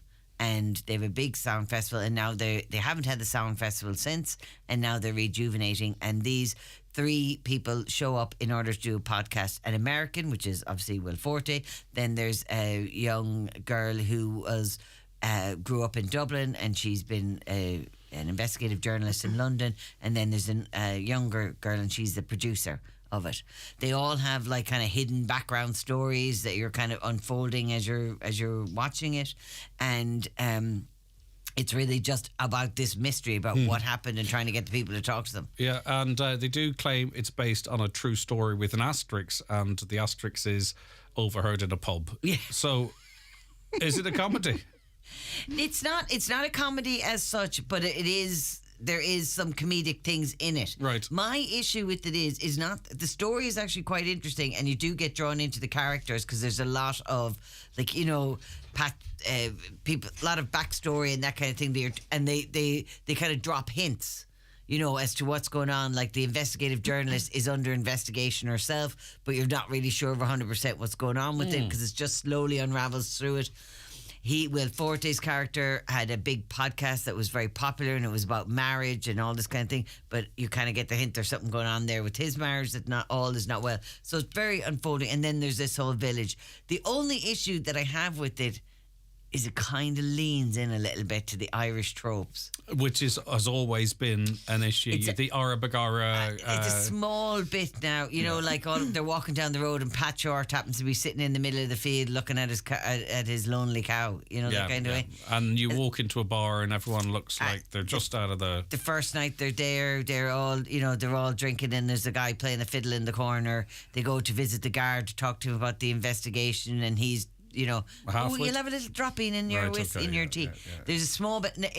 You kind of know that there was an American bent to the way. Yeah. It has that sort of a feel to it, but pandering to the cliches a bit. There's a small bit there. Well, so far there's a decent sized chunk of it that's a bit pandering, but I do think the story will hold its own in the end, and you can kind of get over that part of it because there's a lot of stuff that seems, there's a lot of depth into the characters that we're trying to find out what's going on. And I'm hoping that eventually some of the Irish characters will show a small bit of depth too, because it's a little bit bagoncha and bagada.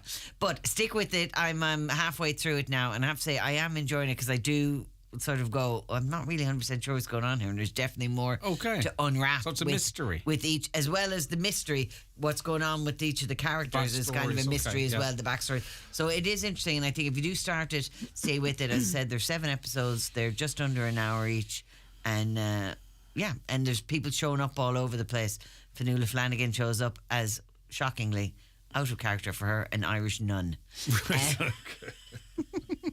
And the nuns are like, living on an island, being nunnish, and yet having a yoga retreat out the back, that kind of. But you definitely can tell there was an American hand on the tiller somewhere in the making of this, as in they were thinking, what'll they want in America? But Bodkin on Netflix, halfway through, and this one you're going to stick it out. Have you watched Bodkin again? 08660 25,000 marks out of 10 so far.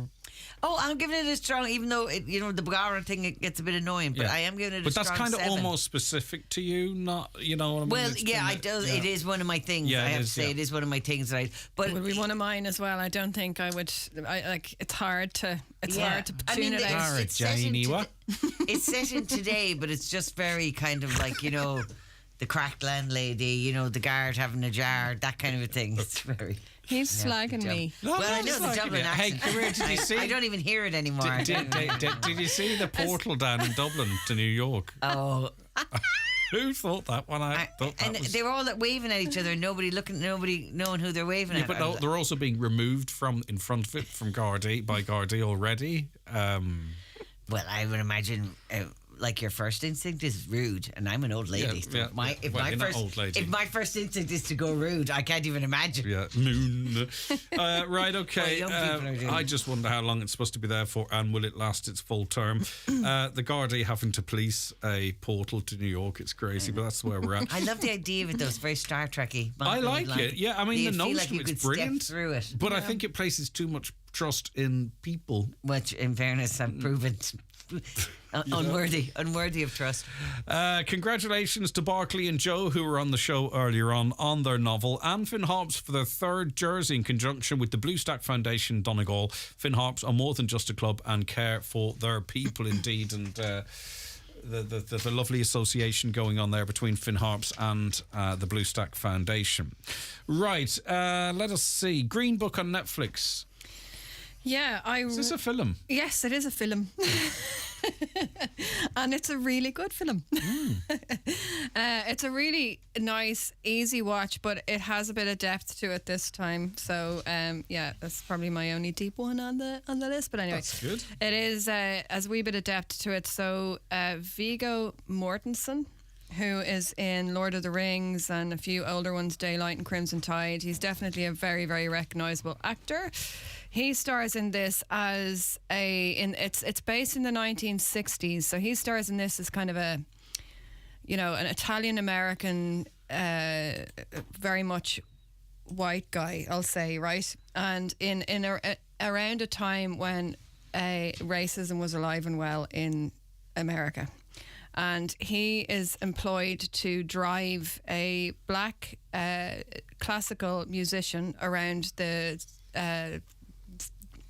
Deep South, where he requested that he wanted to play all these different venues around the Deep South. So he's his driver, and it's basically about the relationship that they form throughout their journey, or the couple of months that they spend together. So it's a lovely film in that it doesn't go too dark with the racism and that kind of thing. It's more about their relationship and each character and their differences and how they come together and make each other grow, I suppose, and that kind of thing. But it is a lovely film. It's a buddy film, isn't it, really? It's a buddy film? It is. And it's true story. It is a true story, yeah. And it's not overly long either. I think it's only about an hour and a half or something like that. I've seen this. I don't know on what platform. It must have been Netflix, but I've seen this recommended a million times and never clicked into it. Yeah, Michael mentioned it once or twice. Maybe that's over the last few months. Michael and I were actually talking about this movie a couple of weeks ago. Yeah, and just a completely different thing. We were coming back from the cinema after watching something else, and this came up, and we ended up spending 20 minutes talking about it because it's one of those movies that you will, and people take different views on. Yes. At the time, it was up for an Oscar, wasn't it? Yeah, no, it was highly. Yeah, but then there was talk now when they look back at it, is it white savior? Is it not white? I didn't get that from it when I watched it. No, I definitely didn't think so. Yeah, but the days where whatever saving it is, each other. something you just sit there and you look at it and you interpret it the way you want to, and then keep your mouth shut. Those days are over now. People are predisposed to be offended, to be shocked, to be scared. And unfortunately, it's creeped into the world of entertainment as well now. So I would just watch it and get rid of the noise. If something was particularly exploitative or something, I get that. But if it's an interpretation, and it's not exploitative in any way because they kind of they mute the specific instances of racism along the way, so it's not really about that. It's set in a time where that's in the background, and it's very much a prerequisite when they meet each other. And then it's how all of that kind of gets pushed aside, and it becomes about the individuals. It's their story, and both of them are entitled to that story. Yeah. I thought, to me, when I watched it, I thought it was about the growth of both characters. And it definitely, one being like Viggo Mortensen plays an Italian American, so he does come with certain preconceptions of what this black man would be like. Yes. And their relationship is quite fraught in the beginning. Yeah. Then you have I've forgotten an actor now as well. The pianist is there. The black man's being driven around, and he was in the Julia Roberts film recently. He's very good. He's very good. He is brilliant. Very good in it. So commanding on. He's so commanding on the. But I can't get his name in my. I know, and I'm useless. You know me. But he also is. He's unstereotypical. What you know what I mean? What you would imagine a person of color at that time in that period or whatever. And then it's about him. Was he seen as a sellout at that time? Was that talked about in the film at all? Do you know what I mean? I think there's a small bit of whether or not he's become that Uncle Tom phrase that's thrown around. Yeah, there's a small bit of that in it. I think a small bit of it, but he's very cultured and he's very. Yeah, I don't remember much of that myself from watching it, mind you. But I thought. It really showed, first of all, from the very start, his choice to go and perform in these places. Mm-hmm. It was almost like something he wanted to do for, I don't know whether it was proving a point or something. Well, why shouldn't he tour the South playing his music? Yeah. Okay. And then you're looking at like him being accepted in some context. Right, okay. And admired. And then also shunned in other manners as well. There's a bit of intrigue there now. I do find what you're saying interesting. Okay, out of 10? Oh, 9. Solid 9, yeah, okay. Absolutely, yeah. Maria is in Drumnahoe in Letterkenny. She thinks the result on Sunday will be Donegal 2-12, Armagh 13 points. I like the way you're thinking, Maria. Colette believes the game will finish 1-15, 14 points to Donegal. Go on, Donegal, says Colette. Anne is in Lifford. She thinks the result will be 18 points to Armagh, 13 points to Donegal. But listen, you know what, Anne, I was going to say get out of that, but if you're looking to win our wee prize, I suppose, you know, it is possible Armagh could win. Hi, Greg. Jimmy's winning matches, Donegal all the way from Audrey, so it doesn't specify a score, but you know what, that's okay too. If you want to enter our score predictor competition, feel free to WhatsApp and text to 086 60 25 000. What do you think the specific score on Sunday may be? Everyone seems to think it's going to be a good match because they all seem to be so close and high scoring. That definitely seems like a match worth watching. It is. You see, it is. If it's a tactical, low-scoring game, I enjoy them too. You know, I don't really need to see a whole load of scoring. I mean, sometimes the left and right play can be a bit annoying. But anyway, right, okay, it is the 9 till noon show. We're heading towards the last portion of the programme, so we'll take a quick break, come back with the weather and more from Katie and Fionnuala. The 9 till noon show is brought to you in association with Remind. Take a brain-healthy step with Remind supplements. A unique blend of carotenoids and omega-3 fatty acids to support your brain function now and into the future. Remind. Available in Healthwise pharmacies. Check out the new summer ranges now in stock at Watson Menswear, Letterkenny. Top casual brands include Mishmash, French Connection, Tommy Bow and Penguin. If you're going to a big event, great formal wear names include Rimazumo, Sixth Sense and White Label, with special packages available for wedding parties. Watson Menswear open 7 days a week on Main Street, Letterkenny, and at watsonmenswear.com. I'm making a move. Looking for real choice? Leave diesel behind and make the move to Toyota Hybrid Electric at Kelly's Toyota Letterkenny and Mount Charles. World-leading hybrid electric technology, lower emissions driving, with the widest choice of hybrid electric models from Ireland's best-selling car brand. With flexible payment options available, make the move today at Kelly's Toyota Letterkenny and Mount Charles. Toyota, built for a better world. Northwest Forest Services, a professional tree surgery firm in Donegal, seeks experienced or keen to learn tree surgeons for permanent full-time positions. The role requires qualifications in tree care techniques with a focus on safety. Training will be provided as needed. Additional qualifications such as Safe Pass, First Aid, Manual Handling and a clean driving licence are an advantage but not essential. Competitive salary offered based on experience. Apply by emailing your CV to info@nwfs.ie. Highland Radio weather updates brought to you by McElhenny's. Support a local Donegal business with McElhenny's. From fashion to home essentials, find everything you need for any occasion. Shop McElhenny's Ballybuffet for quality you can trust. Right, so today, warm and dry with good sunny spells, temperatures of 20 to 21 degrees with moderate light southerly breezes, and seems to be the trend for tomorrow as well, and much of tomorrow, certainly early on in the morning. 086 60 25 000, that is the WhatsApp and text number. We're also engaging with you on our socials, of course. Let's get to some of your predictions. Breed says... she believes the result will be 110 to 12 points in favour of Donegal. Cahill Bennett on Facebook, Donegal to win by 5. Seamus believes Donegal by 3. Fingers crossed, he says. Mary Maguire, Donegal 15 points, Armagh 14 points. Another tight one there. Geraldine McGonigal, Donegal 111, Armagh 19. Martina Coyle is of the view that it will finish Donegal 2-4, Armagh 2-10. And someone, Seamus, thought that was so funny, he put down a smiley face. Patrick believes Donegal to win on penalties. Damien, Donegal 115, Armagh 114. Cahill 6 points each. I think I mentioned that one, right? So the more recent are to the top. Donegal 15 points, Armagh 14 points. That comes in from Bridget, and on it goes. Don't forget to get involved in that. Right, let us go to a drama, Whistable Pearl. Gretchen Sachi, I haven't heard a lot about her in a long time. She used to be, and perhaps still is, don't get me wrong. Yeah. But, you know, young lads would have been very fond of her. Very fond of her. I don't know how to phrase no, it. I'm with you. Before we go on, I need to say that actor, the other actor that's in that Green Book is Mashara Ali. That's who he is. He's been in a couple of good things. Oh, he's very good. He really is very good.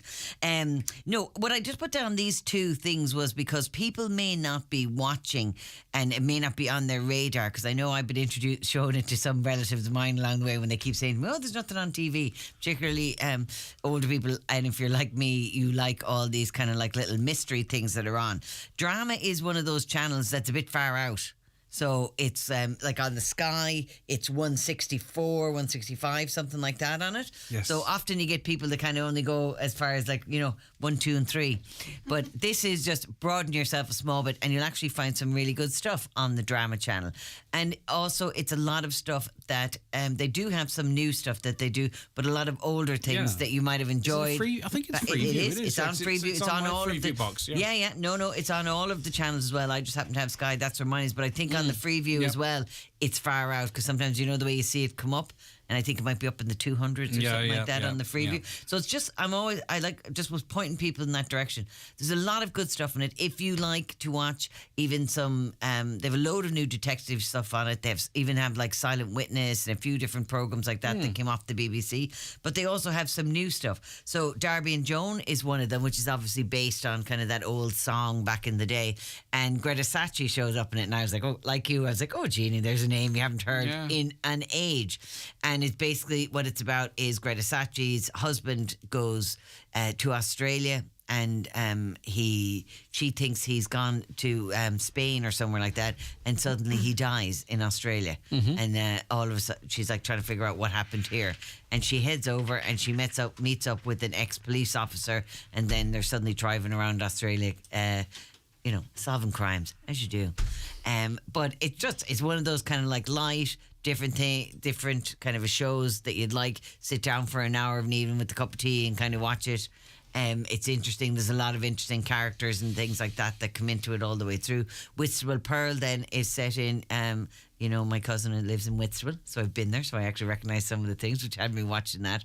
It too is, again, same kind of thing, like a light detective kind of a show with a group of characters living in the town of Whitstable. Great.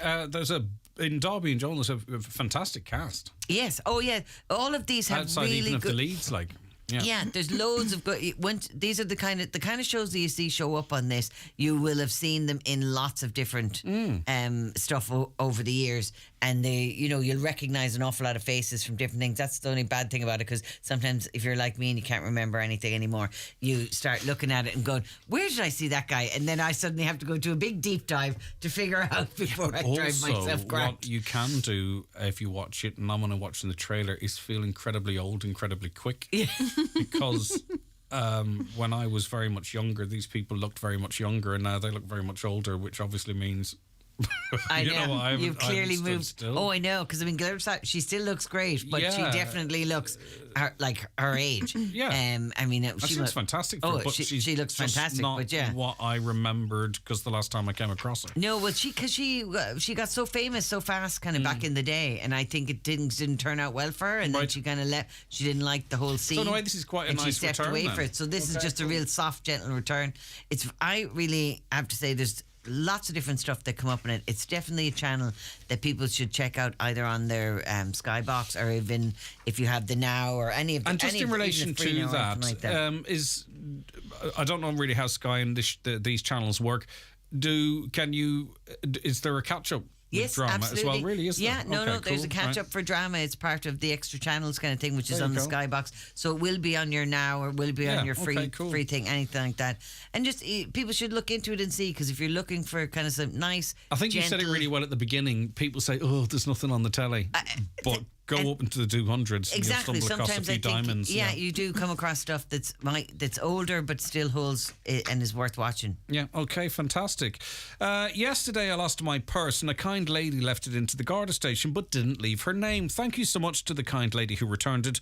There are still good people, and the good people outweigh those who aren't good by a massive ratio. Let's never forget that either. Sometimes we get caught up in thinking that the whole world's gone to pot, but the majority of people, and we know when we need our community, we need people around us, we know how good the vast majority of people are. Donegal 2-12, Armagh 13 points, believes Maria. I think I read that one. Mary in Stranola, Donegal 3-11, Armagh 2-7. I like the way you're thinking. Rachel from Leitrim, Armagh 2 goals and 12 points, Donegal 11 points. We're going to have to shut the border there at Bundoran, I think, Rachel, to keep you in Leitrim. No, I'm only joking, of course. Paul believes it'll finish 5-7 to 17 points. A magnificent match where Gallen, McBurty and Patton star in a brilliant victory for Donegal. I must put a euro on this odds. The odds will be class. Paul in the Twin Towns. Yes, Paul, I think some might say 5-7 to 17 points. We need really their goalkeeper to be playing deep in the forward line for their team. I genuinely think this is going to be my prediction. I won't give a score. I actually think Donegal are going to run away with that on Sunday. I genuinely think they're going to lead significantly after the first half and kick on from that. I don't anticipate it being a close game, but I know nothing. Sunday score, Donegal 1-14, Armagh 15 points, says Seamus. And Michael in Ardra. Hiya, Michael. I think the Cup of Tea Festival is coming up in Ardra shortly, or just gone through. Donegal 15 points, Armagh 11. That comes in from Mihal, actually. I think it is Mihal. Let us see here. We'll watch the game here in Philadelphia. Donegal 2-6, Armagh 22 points. Ooh, it must be 3 o'clock in the morning in Philadelphia, and this must be partaking of a beverage of some sort or other. I'm only joking, listener. Thanks so much for texting in all the way from America.